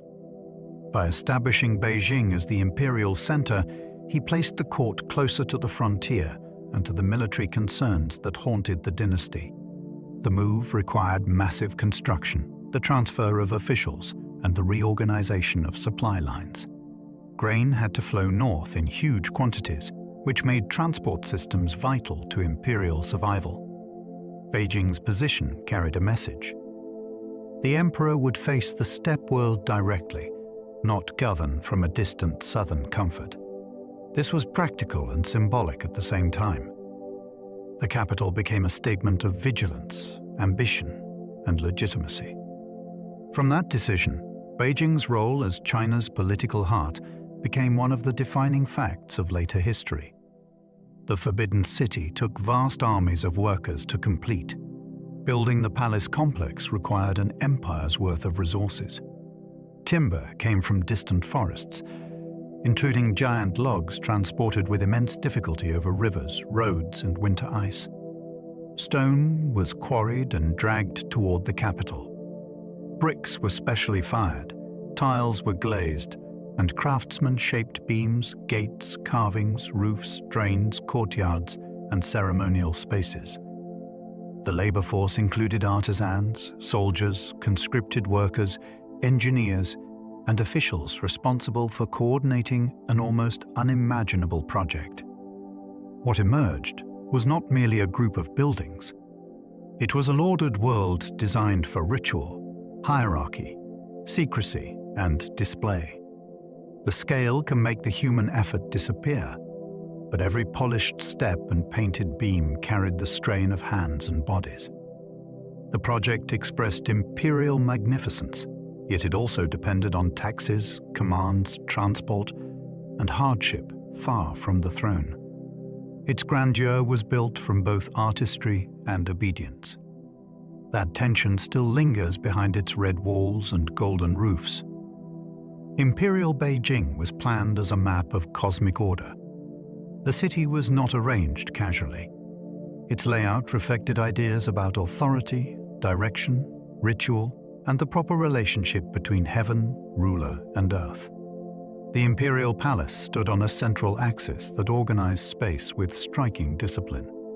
Gates, halls, courtyards, altars, and processional routes created a sense that political power belonged to a larger, universal pattern. The emperor did not simply live in the capital. He occupied its symbolic center. Movement through the city could become a journey through rank and meaning. Important structures were placed according to principles that linked urban design with cosmology and state ritual. This made architecture part of government. A visitor approaching the throne moved through layers of control and expectation before reaching the heart of authority. The message was clear without needing to be spoken. The empire had a center. The center had a ruler. The ruler stood between the human world and the order of the skies. The Temple of Heaven linked emperors to celestial responsibility. In this sacred complex, the ruler performed ceremonies that expressed one of the deepest ideas in Chinese kingship. The emperor was responsible not only for laws and armies, but for harmony between heaven and the human world. At appointed times, he would pray for good harvests and offer sacrifice with carefully controlled ritual precision. The architecture itself carried meaning. Circular and square forms evoked traditional associations with heaven and earth. Blue tiles suggested the sky. Open spaces made the ceremonies feel exposed to a power beyond the court. These rites were politically important because famine, flood, or disorder could be read as signs that the ruler had failed morally. No emperor could fully control the weather, yet he was expected to answer for the realm's balance. That expectation is astonishing. It placed cosmic pressure upon a human monarch. The Temple of Heaven was not only beautiful, it was the stage where imperial responsibility became visible under the sky. Ming tombs turned mountain landscapes into royal afterlife architecture. North of Beijing, emperors were buried in a carefully chosen valley framed by hills. The site was selected according to principles that connected landscape, protection, energy, and dynastic dignity. Approaching the tombs, visitors passed along a spirit road lined with stone animals, officials, and guardians. These figures created a ceremonial passage between the living court and the royal dead. Each tomb complex expressed the continuing status of the emperor beyond death. Gates, halls, mounds, walls, and underground chambers turned burial into political theater. The mountains were not background. They were part of the design, enclosing and dignifying the sacred space. What makes the tombs fascinating is the way they extend imperial order into the afterlife. Even death did not release the ruler from hierarchy, ritual, or architecture. The dynasty built resting places, but were also statements of permanence. In stone and earth, the Ming court tried to make sovereignty endure beyond the last breath. The late Ming world was shaken by silver from abroad. As global trade expanded, huge flows of silver entered China from Japan and the Spanish Americas. This metal became central to taxation and commerce. Farmers, merchants, officials, and soldiers all felt its influence because payments were increasingly tied to silver values. At first, the system could energize markets. Chinese goods were highly desired, especially silk and porcelain, and foreign silver helped pay for them. But dependence on silver also created vulnerability. When supplies fluctuated or values shifted, local economies could suffer. Taxes became harder to pay. Rural stress deepened. Fiscal pressure added to problems caused by climate, corruption, military costs, and rebellion. This story is mind-bending because events in American mines and Pacific trade could affect villages in China. The late Ming economy was not sealed inside its borders. It was entangled with a widening world. A metal dug from distant mountains helped shape the fate of a dynasty. Jesuit scholars brought European astronomy into the Chinese court. When Jesuit missionaries arrived in China, they understood that learning could open doors that preaching alone could not. They brought mathematical astronomy, clocks, maps, instruments, and methods for predicting eclipses with impressive precision. Chinese officials cared deeply about the calendar because it was tied to imperial authority and ritual order. If foreign experts could improve calculations, the court had reason to listen. Jesuits learned Chinese, studied elite culture, and presented themselves as scholars rather than ordinary outsiders. Their presence created moments of remarkable exchange. European astronomy entered court debates, while missionaries encountered Chinese traditions of observation and statecraft. This was not a simple story of one side teaching the other. It was negotiation, adaptation, admiration, suspicion, and politics. Scientific knowledge became a bridge, but also a source of tension. The court wanted useful expertise. Missionaries hoped for spiritual influence. Between them, the stars became part of diplomacy on Earth. The Te Ricci impressed Chinese officials with maps and clocks. Ricci understood that curiosity could be more persuasive than confrontation. He dressed as a scholar, mastered literary Chinese, and entered elite circles through patience, manners, and learning. His world map astonished many Chinese viewers because it placed China within a much larger global geography. The map challenged assumptions without directly insulting them. It showed oceans, continents, kingdoms, and distances that widened the imagination. Mechanical clocks also fascinated officials because they seemed to make time visible through hidden motion. Ricci used such objects as introductions to conversation, but his deeper achievement was cultural translation. He searched for terms that could express Christian ideas in language educated Chinese readers would respect. He built friendships with officials who valued mathematics, astronomy, and moral discussion. His life shows that encounter between civilizations often depends on individuals who can move carefully between worlds. Ricci did not conquer with armies. He entered through maps, mechanisms, memory, and conversation. The Manchus conquered Beijing and founded the Qing dynasty. The fall of the Ming did not come in a clean handover from one dynasty to the next. Rebellion, famine, military crisis, and political collapse opened the gates to a new power from the northeast. The Manchus had built a formidable state before entering China proper. They organized military and social life through the banner system, forged alliances, adopted Chinese administrative methods, and presented themselves as legitimate rulers. When Beijing fell to rebel forces, a Ming general allowed Manchu armies through the Great War to defeat them. That decision changed history. The new dynasty had to rule a massive Han Chinese population while preserving Manchu identity. He'd used both adaptation and command. Officials kept many familiar institutions, but conquest was never forgotten. Hairstyles, loyalty tests, and military occupation marked the transition. The Qing state became one of China's most powerful empires, yet its beginning was born from crisis at a moment when the old order was already breaking apart. Kangxi ruled longer than almost any emperor in Chinese history.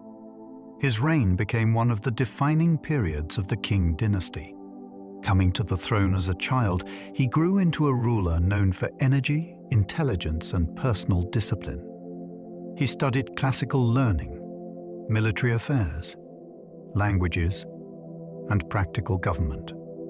During his long reign, the dynasty consolidated control, defeated major rebellions, managed frontier campaigns, and worked to present Manchu rule as legitimate within Chinese political tradition. Kangxi also showed curiosity toward European science and Jesuit learning, especially mathematics and astronomy. Yet he was no passive patron. He traveled, inspected, judged, commanded, and wrote. His image as a learned and active monarch helped stabilize a conquest dynasty that still needed acceptance. Longevity itself became politically powerful because generations grew up knowing no other ruler. A reign that lasts decades can shape memory as much as policy.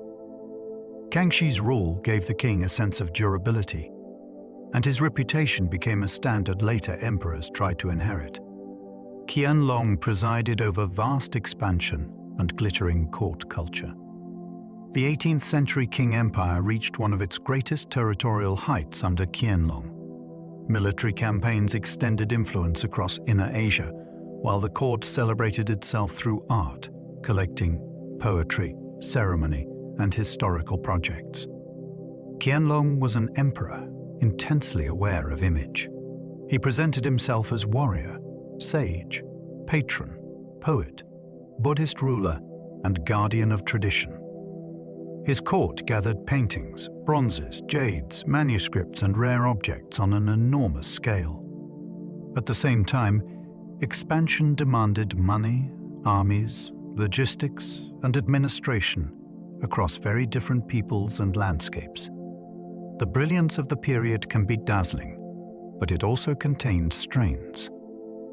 Later in the reign, corruption grew, costs mounted, and confidence sometimes hardened into complacency. That contrast makes Qianlong fascinating. He ruled over splendor and power, but also over the beginnings of problems that later became harder to ignore. His age was a high plateau. From such heights, decline can be difficult to see. King China grew to include Tibet, Xinjiang, and Mongolia. The Qing Empire was not simply China in a narrow cultural sense. It was a vast, multi-ethnic imperial formation. Manchu rulers governed different regions through different systems, using bamas, local elites, religious patronage, military garrisons, and administrative offices according to circumstance. In Mongolia, alliances and control were shaped through noble lineages and Tibetan Buddhist connections. In Tibet, king influence developed through patronage, protection, and political intervention. In Xinjiang, conquest brought oasis cities, steppe lands, and Muslim communities under imperial authority. This diversity challenges the idea of a single uniform empire. The king court ruled as Confucian monarchs to many Chinese subjects, as steppe khans to others, and as Buddhist patrons in inner Asian contexts. Its power depended on flexibility as well as force. The map it created has had lasting consequences. Many modern debates about territory, identity, and history trace back to this period, when the empire expanded across frontiers of language, religion, and ecology. The Imperial Archive recorded millions of petitions, judgments, and reports. Behind the drama of emperors and battles stood a mountain of paperwork. The Chinese imperial state depended on written communication flowing between counties, provinces, ministries, and the throne.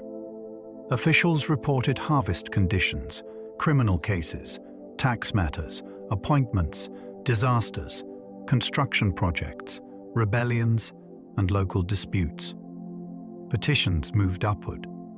Edicts moved downward. Memorials could carry polished arguments, urgent warnings, or careful attempts to avoid blame. This bureaucratic record is one of the great wonders of Chinese history because it brings the machinery of government into view. A drought in a village, a theft in a market, a riverbank repair, or a magistrate's failure could become part of an official paper trail. The archive reveals a state trying to see itself across immense distances. It also reveals the limits of that vision. Reports could be delayed, softened, exaggerated, or shaped by fear. Still, the sheer scale of documentation shows a civilization that governed through ink as much as through armies. Court painters blended Chinese brushwork with European perspective techniques. In the Qing court, art became a place where different visual worlds met. Some European missionaries were skilled painters, and they introduced techniques of shading, depth, anatomical modeling, and linear perspective. Chinese court artists had their own powerful traditions built around brushline, symbolic composition, texture, and the expressive movement of ink. Under imperial patronage, these approaches sometimes merged.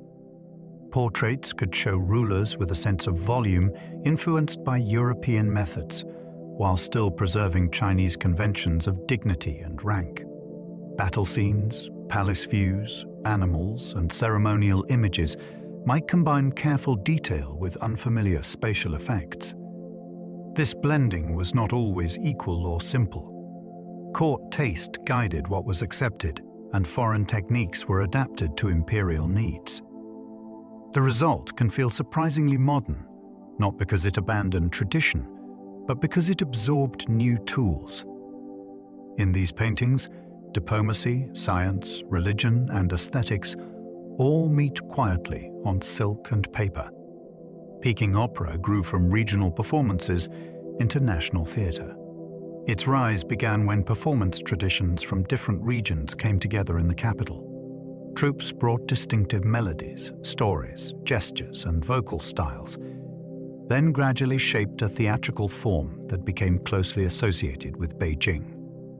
Peking opera is not realistic theatre in the ordinary sense.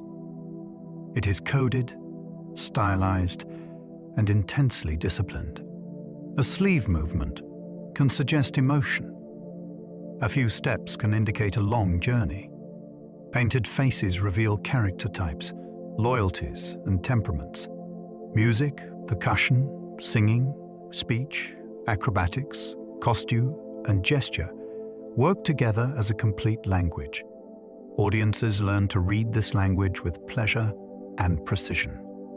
The repertoire drew from history, legend, romance, crime, loyalty, and supernatural tales. Its power lies in compression.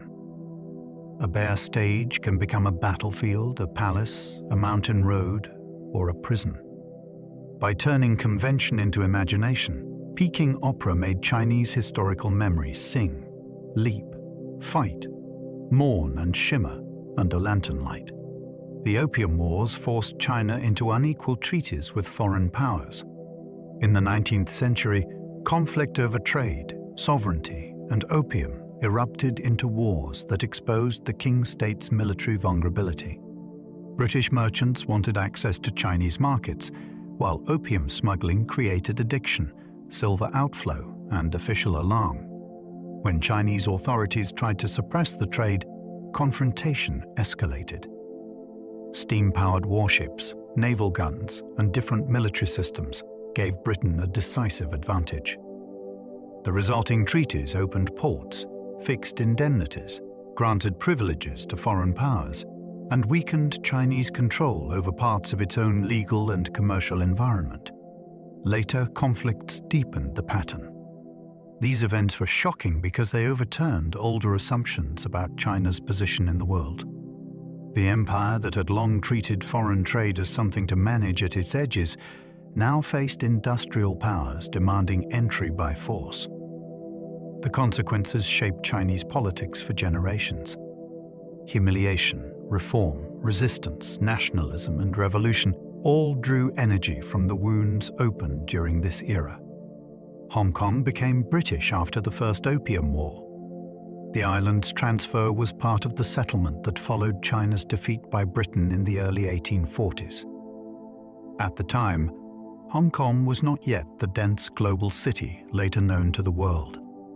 Its deep harbour and strategic position made it valuable to British commercial and naval interests.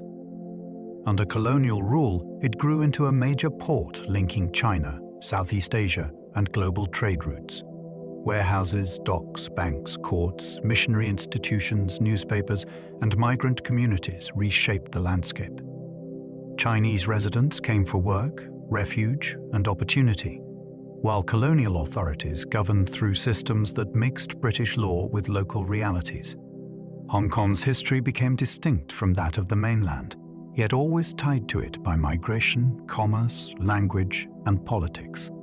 Its origin in war made it a symbol of foreign intrusion for many Chinese people. At the same time, its later growth created a city with a unique and complicated identity. The Taiping Rebellion became one of history's deadliest civil wars. This catastrophe tore through mid-19th century China on a scale that is difficult to absorb. It began with a religious movement led by Hom Xiuquan, who believed he had a divine mission and claimed a sacred connection to Christianity in a highly unusual form. His followers created the Taiping Heavenly Kingdom, captured Nanjing, and challenged king rule for more than a decade. The conflict spread across rich and densely populated regions, bringing sieges, massacres, famine, disease, forced recruitment, and social breakdown. Tens of millions may have died from violence and the disasters that followed in its path. The rebellion was not just a military event. It was a crisis of belief, class, ethnicity, governance, and survival. Local militias rose. Regional commanders gained power. The king survived, but the state was permanently weakened. The scale of suffering makes the Taiping Rebellion one of the most devastating upheavals in human history, yet many outside China barely know its name. A failed scholar claimed a heavenly mission and shook China. Hom Xiuquan's path began with disappointment.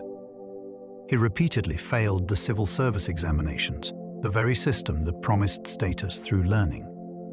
After illness, visions, and contact with Christian writings, he came to believe that he had been chosen to destroy demons and renew the world.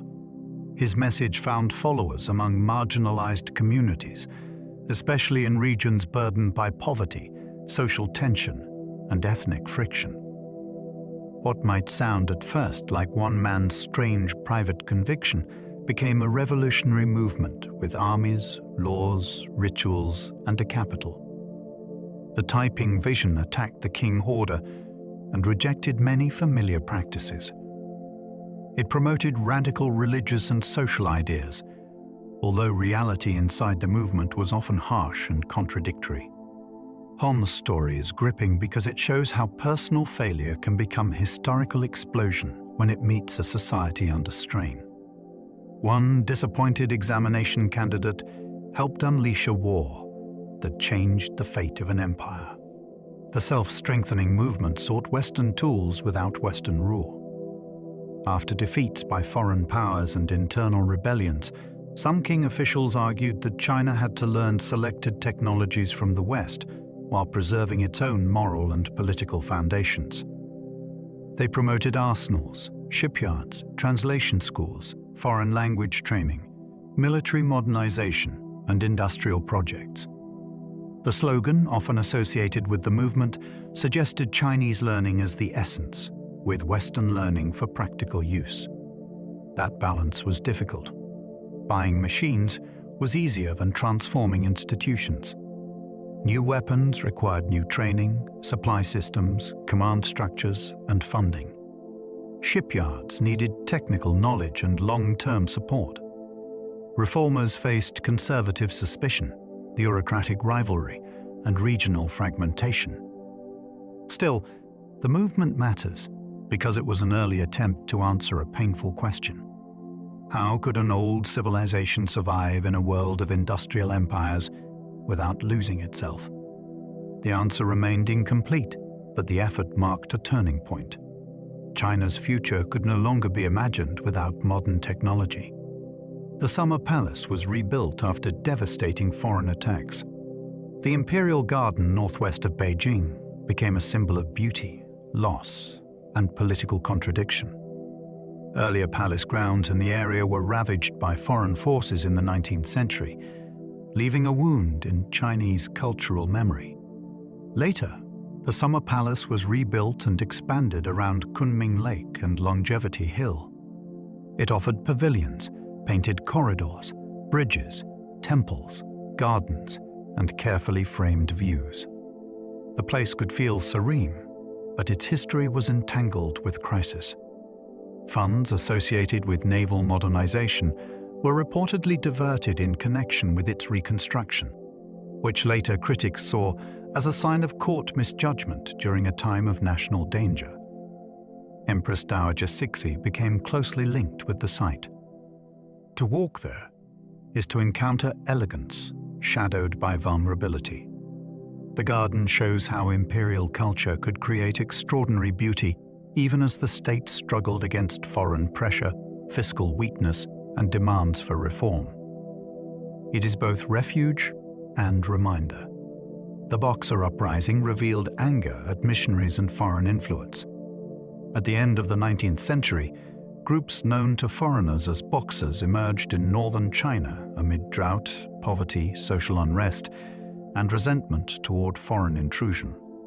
They practiced martial rituals and believed they could gain spiritual protection against bullets. Their anger focused on Christian missionaries, Chinese converts, and foreign powers that had gained privileges through treaties. The Qing court hesitated, divided between suppression and support, before parts of the government aligned with the uprising. The crisis escalated into attacks on foreigners and Christians, then a military invasion by an international alliance. Beijing was occupied, and China was forced to accept a punishing settlement. The uprising is fascinating because it was not simply irrational violence, as foreign accounts often claimed. It grew from real grievances: fear, cultural disruption, and humiliation. Yet it also brought terrible consequences for many innocent people. The Boxer Crisis revealed how combustible China had become under the pressure of empire, religion, rumor, and desperation. The Qing dynasty fell after more than 2 centuries. By the early 20th century, the dynasty faced problems too large for old methods to contain. Foreign pressure, military defeats, financial strain, population growth, natural disasters, reform movements, revolutionary networks, and anger at Manchu rule all weakened the imperial structure. The court attempted late reforms, including new schools, military modernization, and plans for constitutional government. But reforms raised expectations faster than they restored trust. Provincial elites, students, merchants, soldiers, and overseas Chinese communities increasingly imagined alternatives to monarchy. In 1911, an uprising in Wuchang triggered the chain reaction. Provinces declared independence from Qing authority, and negotiations followed. The last emperor, still a child, abdicated the next year. A system that had lasted in different forms for more than 2,000 years came to an end with a document rather than a final heroic battle. The fall was both sudden and long prepared. It closed the imperial age and opened a republic full of uncertainty. Sun Yat-sen helped turn imperial China into a republic. He became one of the central figures in the movement to replace monarchy with a modern nation-state. Trained in part through Western education and shaped by experiences in China and abroad, Sun built revolutionary networks among students, overseas Chinese, secret societies, and reform-minded supporters. His ideas called for nationalism, people's rights, and people's livelihood, often summarized as 3 principles. He was not always present at every decisive moment, and many uprisings connected to his movement failed. Yet his symbolic importance grew because he gave the revolution a language of renewal. He imagined China not as an empire ruled by a dynasty, but as a nation belonging to its people. After the Qing collapse, he briefly became provisional president before yielding power in hopes of unity. His life was filled with exile, fundraising, plotting, disappointment, and persistence. Sun's achievement was not simple victory. It was helping make the end of empire thinkable. The last emperor was still a child when he abdicated. Puyi came to the throne as a small boy, surrounded by rituals he could not truly understand. He was treated as the son of heaven, yet adults managed the crisis closing around him. When the Qing dynasty ended, he abdicated before he was old enough to grasp the meaning of losing an empire. Even after abdication, he was allowed to remain for a time inside the former imperial palace, living in a strange afterlife of monarchy within a republic. Servants still bowed. Ceremonies continued in reduced form. Outside the walls, China was changing with astonishing speed. Puyi's later life became even more improbable. He was expelled from the palace, manipulated by Japanese imperial ambitions, installed as ruler of Manchukuo, imprisoned after the war, and eventually lived as an ordinary citizen under communist Kuo. Rule. His story is almost cinematic. One life passed from divine childhood to political puppet to re-educated man, mirroring China's shattered 20th century. Warlords fractured China after the Republic replaced the empire. The fall of the dynasty did not automatically create a strong republic. Power slipped into the hands of military leaders who controlled regions, armies, taxes, railways, and local administrations. Some claimed loyalty to the Republic while acting as independent rulers. Alliances formed and collapsed with dizzying speed.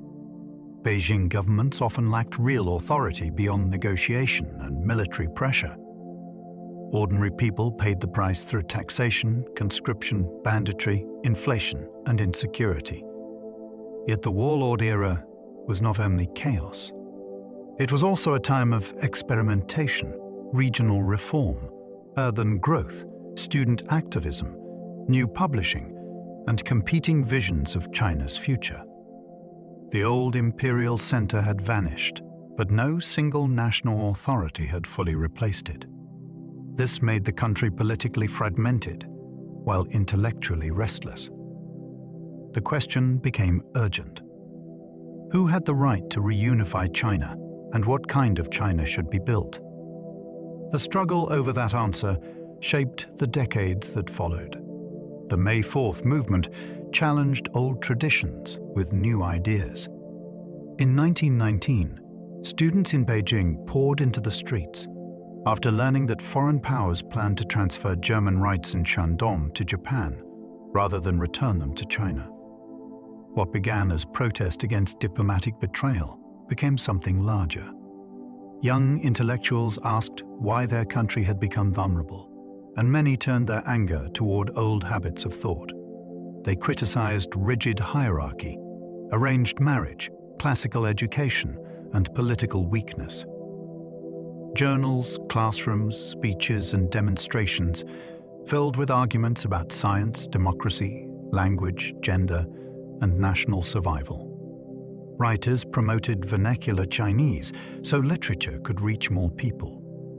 Students imagined a new society that could stand with modern nations without losing its soul. The movement did not speak with a single voice. Some looked toward liberal reform, others toward socialism, and others toward cultural renewal. Its power came from urgency. A generation decided that saving China required not only new leaders, but new ways of thinking. Shanghai became a dazzling city of jazz, cinema, and commerce. By the early 20th century, Shanghai had become one of the most electrifying cities in the world. Its streets held banks, department stores, newspapers, nightclubs, theaters, factories, docks, and foreign concessions with their own legal systems. Wealth and hardship stood close together. A person could hear jazz in a ballroom, watch a silent film, read a radical magazine, and pass exhausted workers leaving a textile mill. The city drew migrants from the countryside and entrepreneurs from overseas. It became a laboratory of modern Chinese culture, where advertising, fashion, literature, photography, and cinema all developed with startling speed. Women appeared on magazine covers as symbols of modern life, while activists debated labor rights and national dignity. Shanghai's glamour had shadows including crime, exploitation, and political violence. That is what makes it so fascinating. It was not merely elegant, it was restless. It showed China entering modernity through neon, smoke, ambition, music, and contradiction. The Long March became a founding legend of Chinese communism. In the 1930s, communist forces facing encirclement by nationalist armies broke out from their southern base and began a brutal retreat across mountains, rivers, grasslands, and hostile territories. The journey was filled with hunger, disease, exhaustion, combat, and confusion. Many who started did not survive. Yet the survivors turned the ordeal into a powerful story of endurance and revolutionary destiny. The march helped Mao Zedong rise in authority within the communist movement, and later, accounts made it a central myth of sacrifice and legitimacy. Some episodes became famous, including dangerous river crossings and the passage through remote regions where supplies were scarce. The historical details are complex, and later propaganda polished the story into heroic form. Still, the event's importance is undeniable. It gave the movement a shared memory of suffering overcome. In political storytelling, hardship can become proof. The Long March became proof that a defeated army could survive, reorganize, and one day return stronger. Xi'an's incident forced rivals to face Japan together.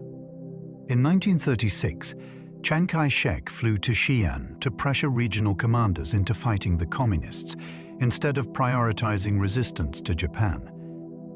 Then the situation turned astonishing. He was detained by his own generals, including Zhang Zhuliang, who believed China had to unite against the growing Japanese threat. For days, the country waited in uncertainty. Would Chiang be killed, released, or forced into a new political arrangement? Negotiators, including communist representatives, worked toward a settlement. The result helped create a united front against Japan, although distrust between nationalists and communists never disappeared. The incident is gripping because it shows history pivoting through personal danger. A leader accustomed to command found himself a captive. Rivals suddenly needed one another. The Japanese threat made civil conflict seem unbearable, at least temporarily. Xi'an did not heal China's divisions, but it changed the order of priorities. Survival against invasion became the urgent question before all others. The Nanjing massacre left a wound still remembered across China. When Japanese troops captured Nanjing in 1937, the city suffered one of the most traumatic atrocities of the war.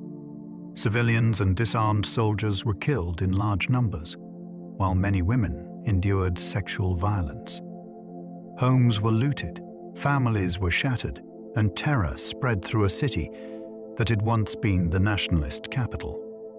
A group of foreigners established a safety zone that sheltered many residents, leaving diaries and records that later helped document the horror. The memory remains deeply painful because it is not only about death, but about humiliation, helplessness, and the struggle to make the world acknowledge what happened. Survivors carried stories that families repeated for generations. Museums, memorial ceremonies, and public education have kept the event central to modern Chinese memory. It also continues to affect relations between China and Japan. Some wounds are historical but not distant. They remain present because they touch grief, justice, and national identity. Wartime Chongqing endured years of bombing and resistance. After the nationalist government retreated inland, Chongqing became China's wartime capital. Its mountain setting and position along the Yangtze gave it strategic importance, but they did not spare it from danger. Japanese aircraft bombed the city repeatedly over several years, targeting the political heart of resistance and trying to break civilian morale. Residents crowded into tunnels and shelters as sirens warned of raids. Fires, collapsed buildings, smoke, and panic became part of daily life. Yet the city continued to function. Officials worked, diplomats arrived, factories moved inland, and newspapers tried to keep public spirit alive. Chongqing became a symbol of endurance under pressure. Its wartime story is different from battlefield heroism because it centers on survival inside a battered city. People cooked, waited, mourned, rebuilt, and returned to routines while danger came from the sky.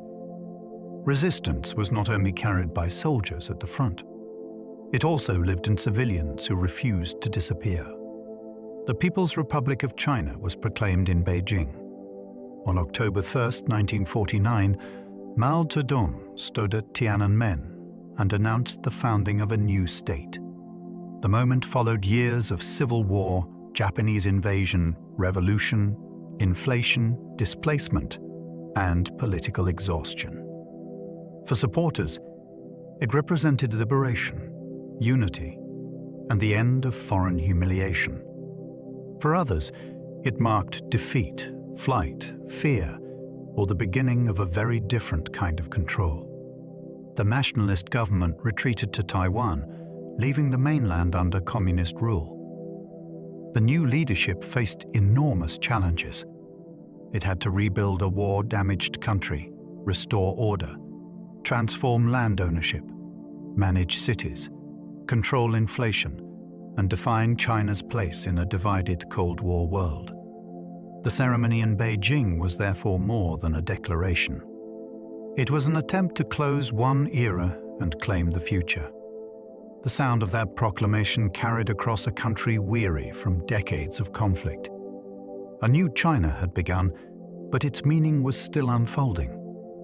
Land reform transformed villages through upheaval and redistribution. In the early years of communist rule, rural China underwent one of the most dramatic social changes in its history. Landlords were denounced, estates were confiscated, and fields were redistributed to poor peasants. For many villagers who had lived under debt, rent, and dependency, the promise of land carried enormous emotional force. Meetings were held where old grievances were spoken aloud, sometimes with intense anger. The process could bring genuine relief to some families, but it also involved humiliation, violence, and executions in many places. Village hierarchies were overturned, and people learned that politics now reached deep into local life. Land reform was not simply an economic policy. It changed who could speak, who feared whom, and who claimed moral authority. It helped the new state gain support among peasants while destroying older rural elites.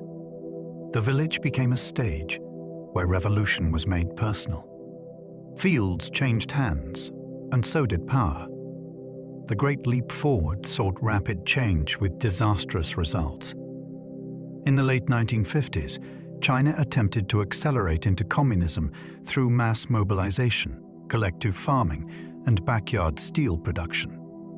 Communes reorganized rural life, dining halls changed household routines, and officials reported wildly inflated harvests under pressure to show success. Grain procurement continued based on false figures, leaving many communities with too little food. Labor was diverted into ambitious projects, while farming decisions were often shaped by ideology rather than experience. The result was catastrophic famine. Tens of millions died from starvation, disease, and related hardship. The tragedy was worsened by fear, misinformation, punishment, and the difficulty of admitting failure in a highly politicized system. What makes this episode so sobering is the gap between the promised future and the human cost. It was meant to prove that willpower could overcome material limits. Instead, it showed how dangerous policy becomes when truth cannot travel upward. The countryside paid the terrible price. The Cultural Revolution sent shockwaves through schools, families, and temples. Beginning in the mid-1960s, Mao called for a struggle against supposed enemies within the party and society. Young Red Guards attacked teachers, officials, intellectuals, religious sites, books, artworks, and family histories. Schools closed or descended into political chaos. Public humiliations became common. Old friendships fractured under pressure to prove revolutionary loyalty. Parents and children could become afraid of one another's words. Temples, graves, manuscripts, and cultural objects were damaged or destroyed because they were labeled remnants of old thinking. The movement later expanded into factional violence, military intervention, forced labor, and the sending of urban youth to rural areas. For some participants, it began as idealism or rebellion against authority. For many victims, it became years of fear and loss. Its impact was so deep because it entered private life as well as public institutions. It made politics impossible to ignore. A slogan on the wall could change a career, a family, or a life. Ancient relics were hidden by ordinary people during political turmoil. During periods of upheaval, survival sometimes depended on secrecy. When campaigns threatened old books, temple objects, family genealogies, paintings, ritual vessels, or ancestral tablets, some people quietly protected what they could. They hid objects under floors, inside walls, in locked chests, behind false surfaces, or in remote village spaces. These acts could be dangerous because preserving the wrong thing might be seen as political disobedience. Yet many did it anyway. A teacher might save a manuscript. a monk might conceal a statue. A family might bury records of its lineage until safer times returned. Not every object survived, and much was lost forever. Still, the pieces that did survive often owe their existence to unnamed people who made quick, brave decisions. This kind of history rarely appears in grand monuments. It lives in small acts of protection. When an old object emerges after decades, it may carry not only ancient craftsmanship, but the courage of someone who refused to let memory vanish. Reform and opening changed China's economy within one generation. After 1978, China began shifting away from rigid central planning toward experiments with markets, foreign investment, rural incentives, and special economic zones. The changes did not happen all at once. They began unevenly, often through local trials that expanded when they succeeded.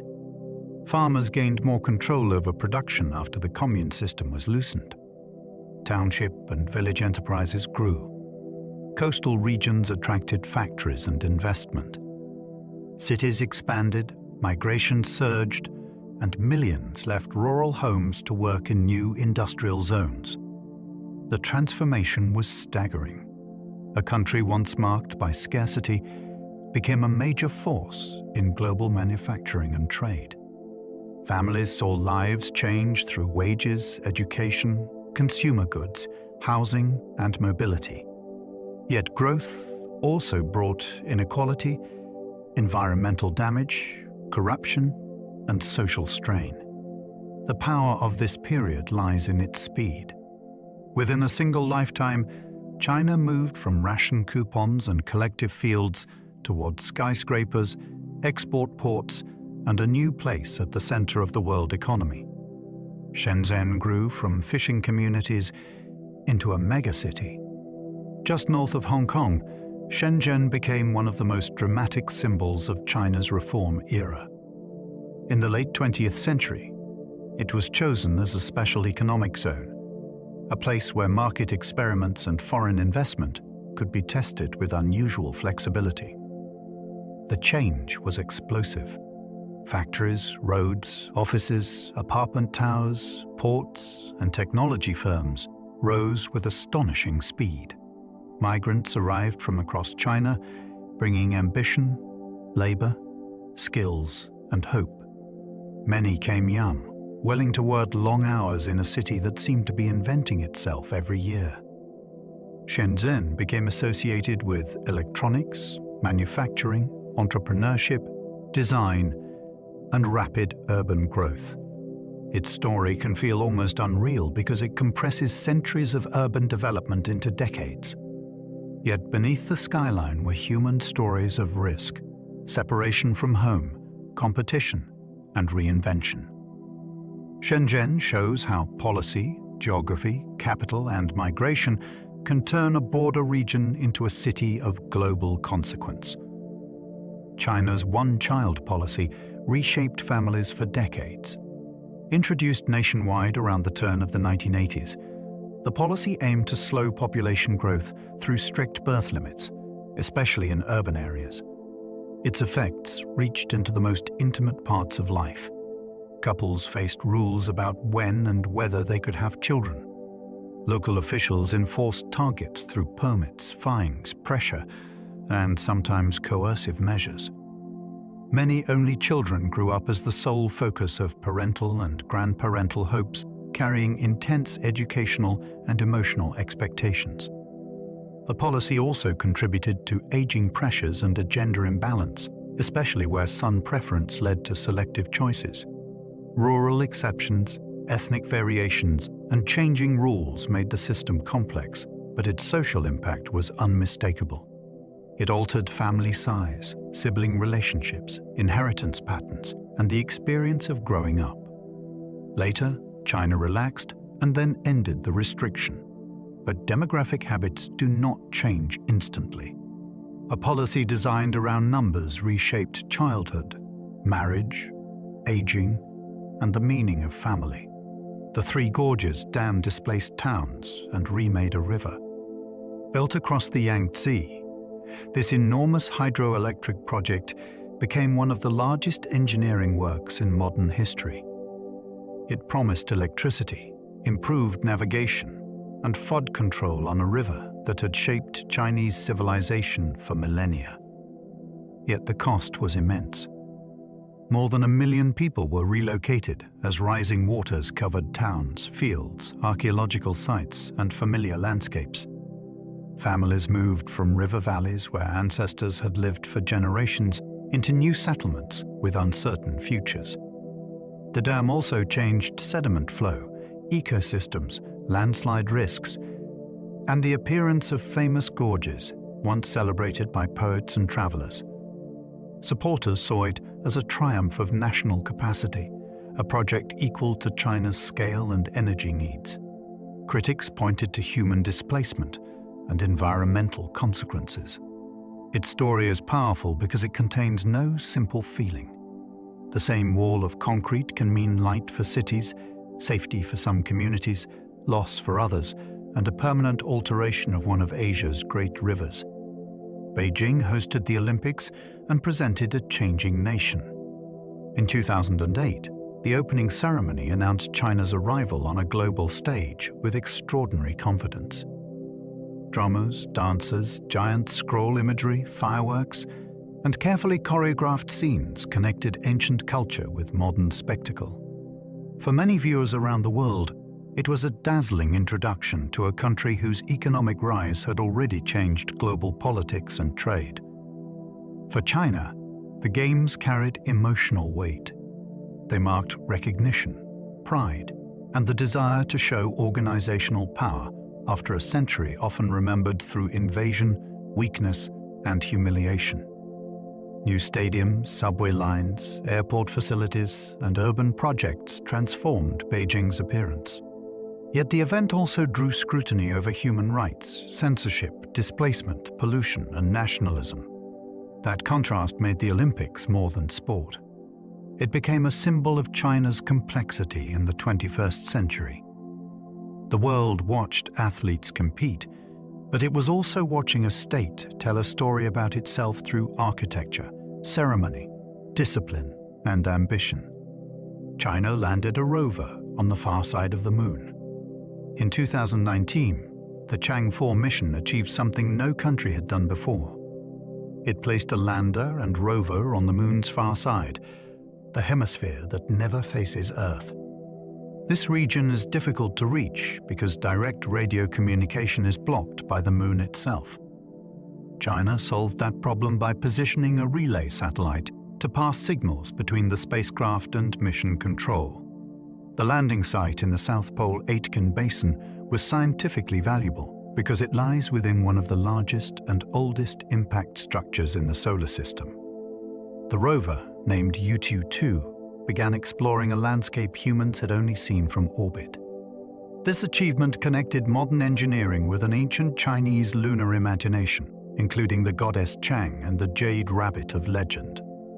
The mission was not only a technical success. It showed that China had become a serious space power, capable of turning mythic distance into reachable ground. High-speed rail transformed travel across modern China. Within a relatively short period, China built the world's largest high-speed rail network. The effect on daily life has been enormous. Journeys that once took overnight travel can now be completed in a few hours. Cities that felt far apart have been pulled into closer economic and social contact. Students, workers, families, tourists, and business travelers move through stations that often feel like airports for trains. The system required tunnels, bridges, viaducts, signaling technology, manufacturing capacity, land acquisition, and national planning on a vast scale. It changed how people imagined distance. A person can leave one major city in the morning, attend a meeting or visit relatives, then return the same day. Smaller cities gained new connections to regional hubs. The network also became a symbol of modernization, speed, and state capacity. Like the Grand Canal in earlier centuries, High-speed rail shows how transport infrastructure can redraw the mental map of a country. China's written characters still link readers to ancient ancestors. A modern reader cannot simply pick up every ancient inscription and understand it with ease. Scripts, grammar, meanings, and pronunciations have changed across time. Yet the continuity of the character tradition creates an extraordinary connection. Many characters still carry visible traces of older forms that began as pictures, symbols, or combinations of meaning and sound. A word for mountain can still suggest peaks. A word for tree can still echo a trunk and branches. More abstract characters preserve clues from old ways of thinking. Because written Chinese was shared across regions with different spoken forms, it helped bind educated culture over vast distances. Poems, official documents, histories, family records, shop signs, and calligraphy all participated in this system. Characters are not merely tools for recording language. They are cultural artifacts repeated by the hand. Every brushstroke belongs to a long inheritance. To write one is, in a small way, to join a chain older than empires. The Chinese zodiac blends animals, calendars, and cultural imagination. The familiar cycle of 12 animals gives time a personality. Rat, ox, tiger, rabbit, dragon, snake, horse, goat, monkey, rooster, dog, and pig each carry associations that shape popular ideas about character, fortune, compatibility, and the mood of a year. The zodiac belongs to a wider calendrical system that also includes heavenly stems, earthly branches, lunar months, seasonal markers, and festival timing. Its appeal comes from the way it makes time feel intimate. A birth year becomes a story. A new year becomes not just another date, but the arrival of a creature with symbolic energy. The dragon year can feel especially charged because the dragon carries imperial, auspicious, and powerful associations in Chinese culture. People may treat zodiac ideas playfully, seriously, or somewhere in between. Either way, the system remains alive because it connects cosmic rhythm with family talk, holiday decorations, matchmaking jokes, baby names, and the shared excitement of renewal. Lunar New Year remains China's great festival of renewal. This celebration is not a single evening, but a season of preparation, reunion, ritual, food, and memory. Families clean homes to sweep away misfortune. Red decorations appear on doors and windows. Travelers make long journeys to return home, creating one of the largest annual movements of people on Earth.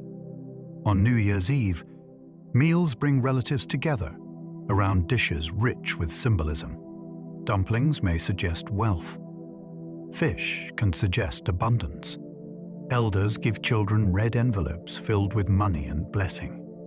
Firecrackers and fireworks traditionally drive away bad luck, although rules differ in modern cities. Ancestors may be honored, debts settled, and fresh hopes spoken aloud. The festival matters because it joins personal life to the calendar. Even in a rapidly changing society, it calls people back toward family, origin, and belonging. The old year closes through noise, food, and warmth. The new one begins with wishes that life may open more generously. Tea shaped Chinese trade, ritual, medicine, and daily life. At first, tea was valued partly for its stimulating and medicinal qualities. Over centuries, it became an art, an industry, a social habit, and a marker of taste. Different regions developed green, black, white, oolong, yellow, and dark teas, with distinct processing methods. Leaves could be steamed, pan-fired, rolled, oxidized, compressed, aged, or whisked, depending on period and place. Tea houses became spaces for conversation, business, music, storytelling, and rest. Scholars appreciated tea for its refinement. Monks used it to support meditation. Traders carried it across mountains, deserts, and seas. Compressed tea even served as a valuable commodity in border exchange, especially where pastoral peoples desired it for diet and custom. Its influence spread far beyond China, shaping Japanese, Tibetan, British, Russian, and global habits in different ways. The history of tea is the history of a leaf becoming civilization. It entered the body as warmth, then entered culture as ceremony. Chopsticks began as cooking tools before becoming tableware. Their early use was likely practical. Long sticks helped cooks reach into hot pots, stir food, and handle ingredients without burning their hands. Over time, changes in food preparation made them ideal for eating. When ingredients were cut into small pieces before serving, diners no longer needed large knives at the table.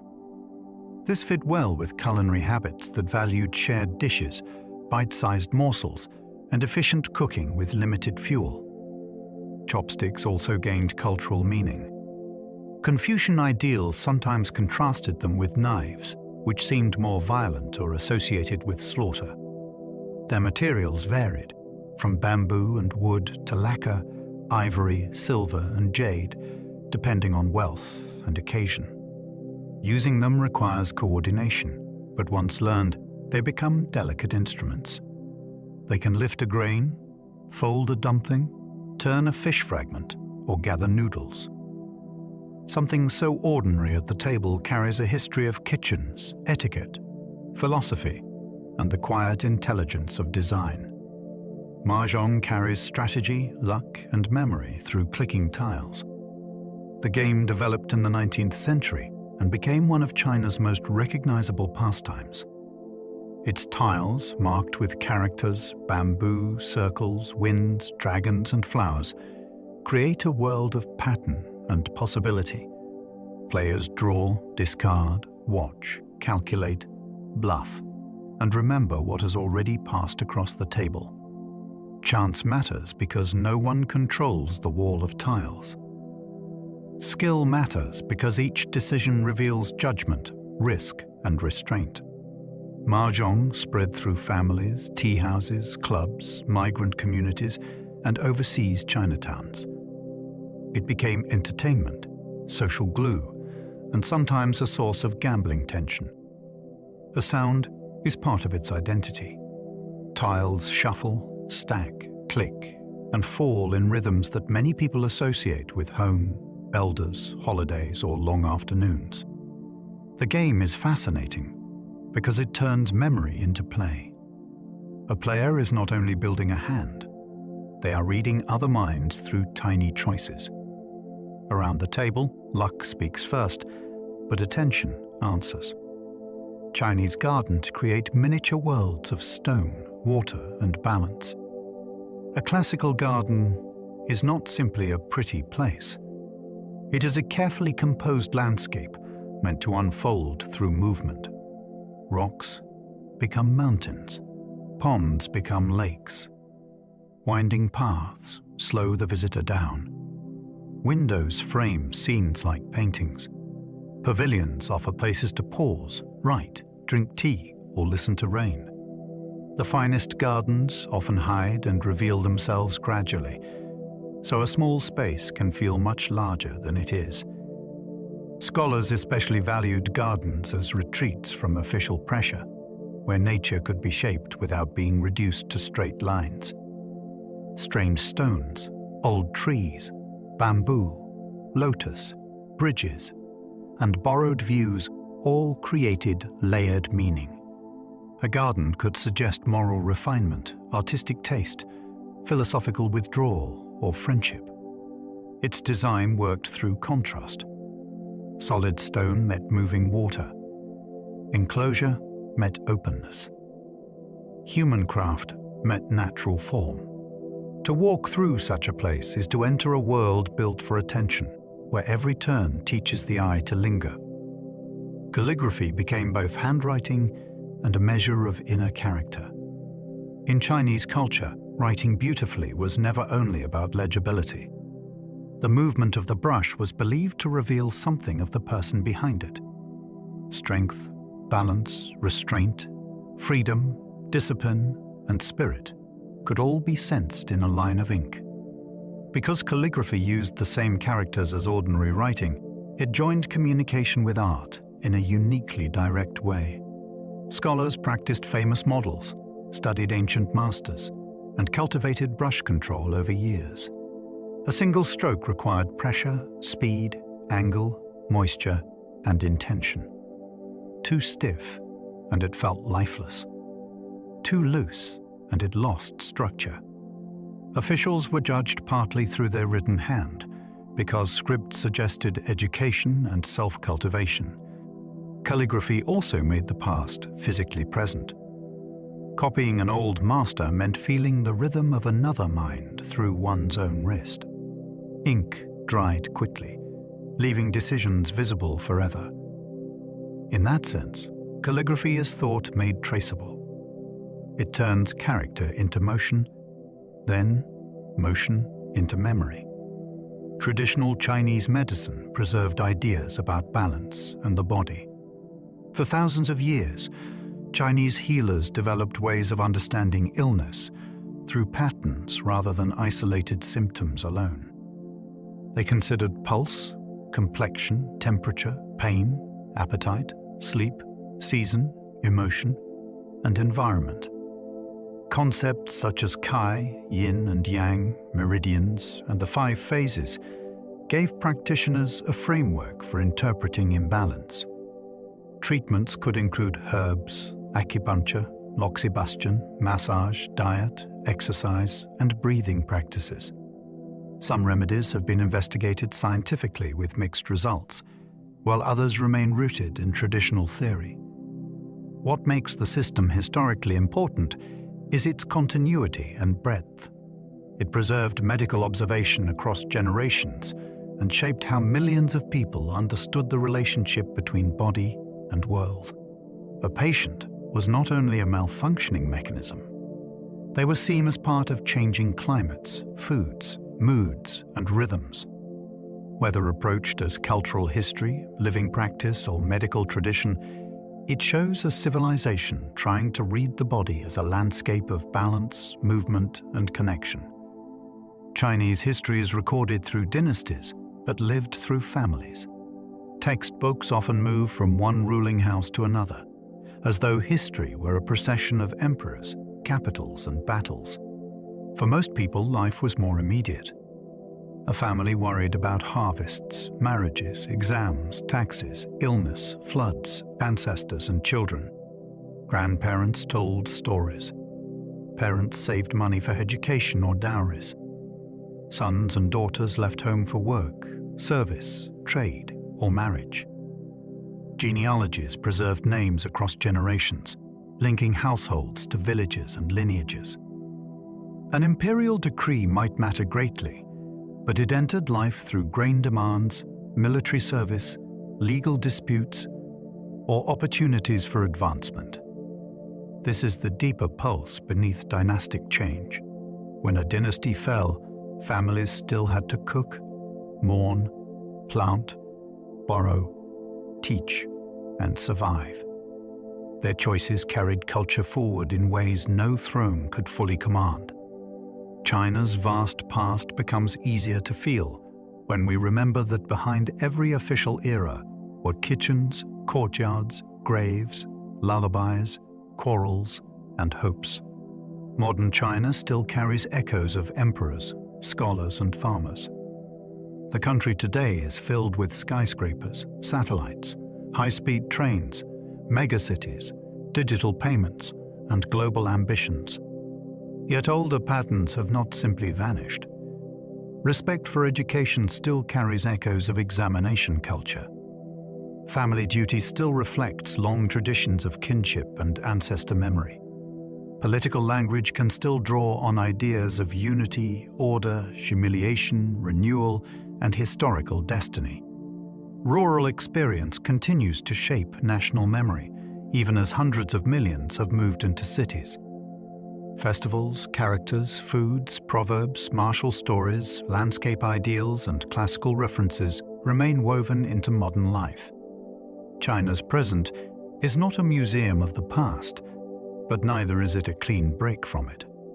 The astonishing thing is the layering. A space mission may bear the name of a moon goddess. A new city may rise near an ancient village. A student using a smartphone may write characters descended from signs carved on bone. The past is not behind China.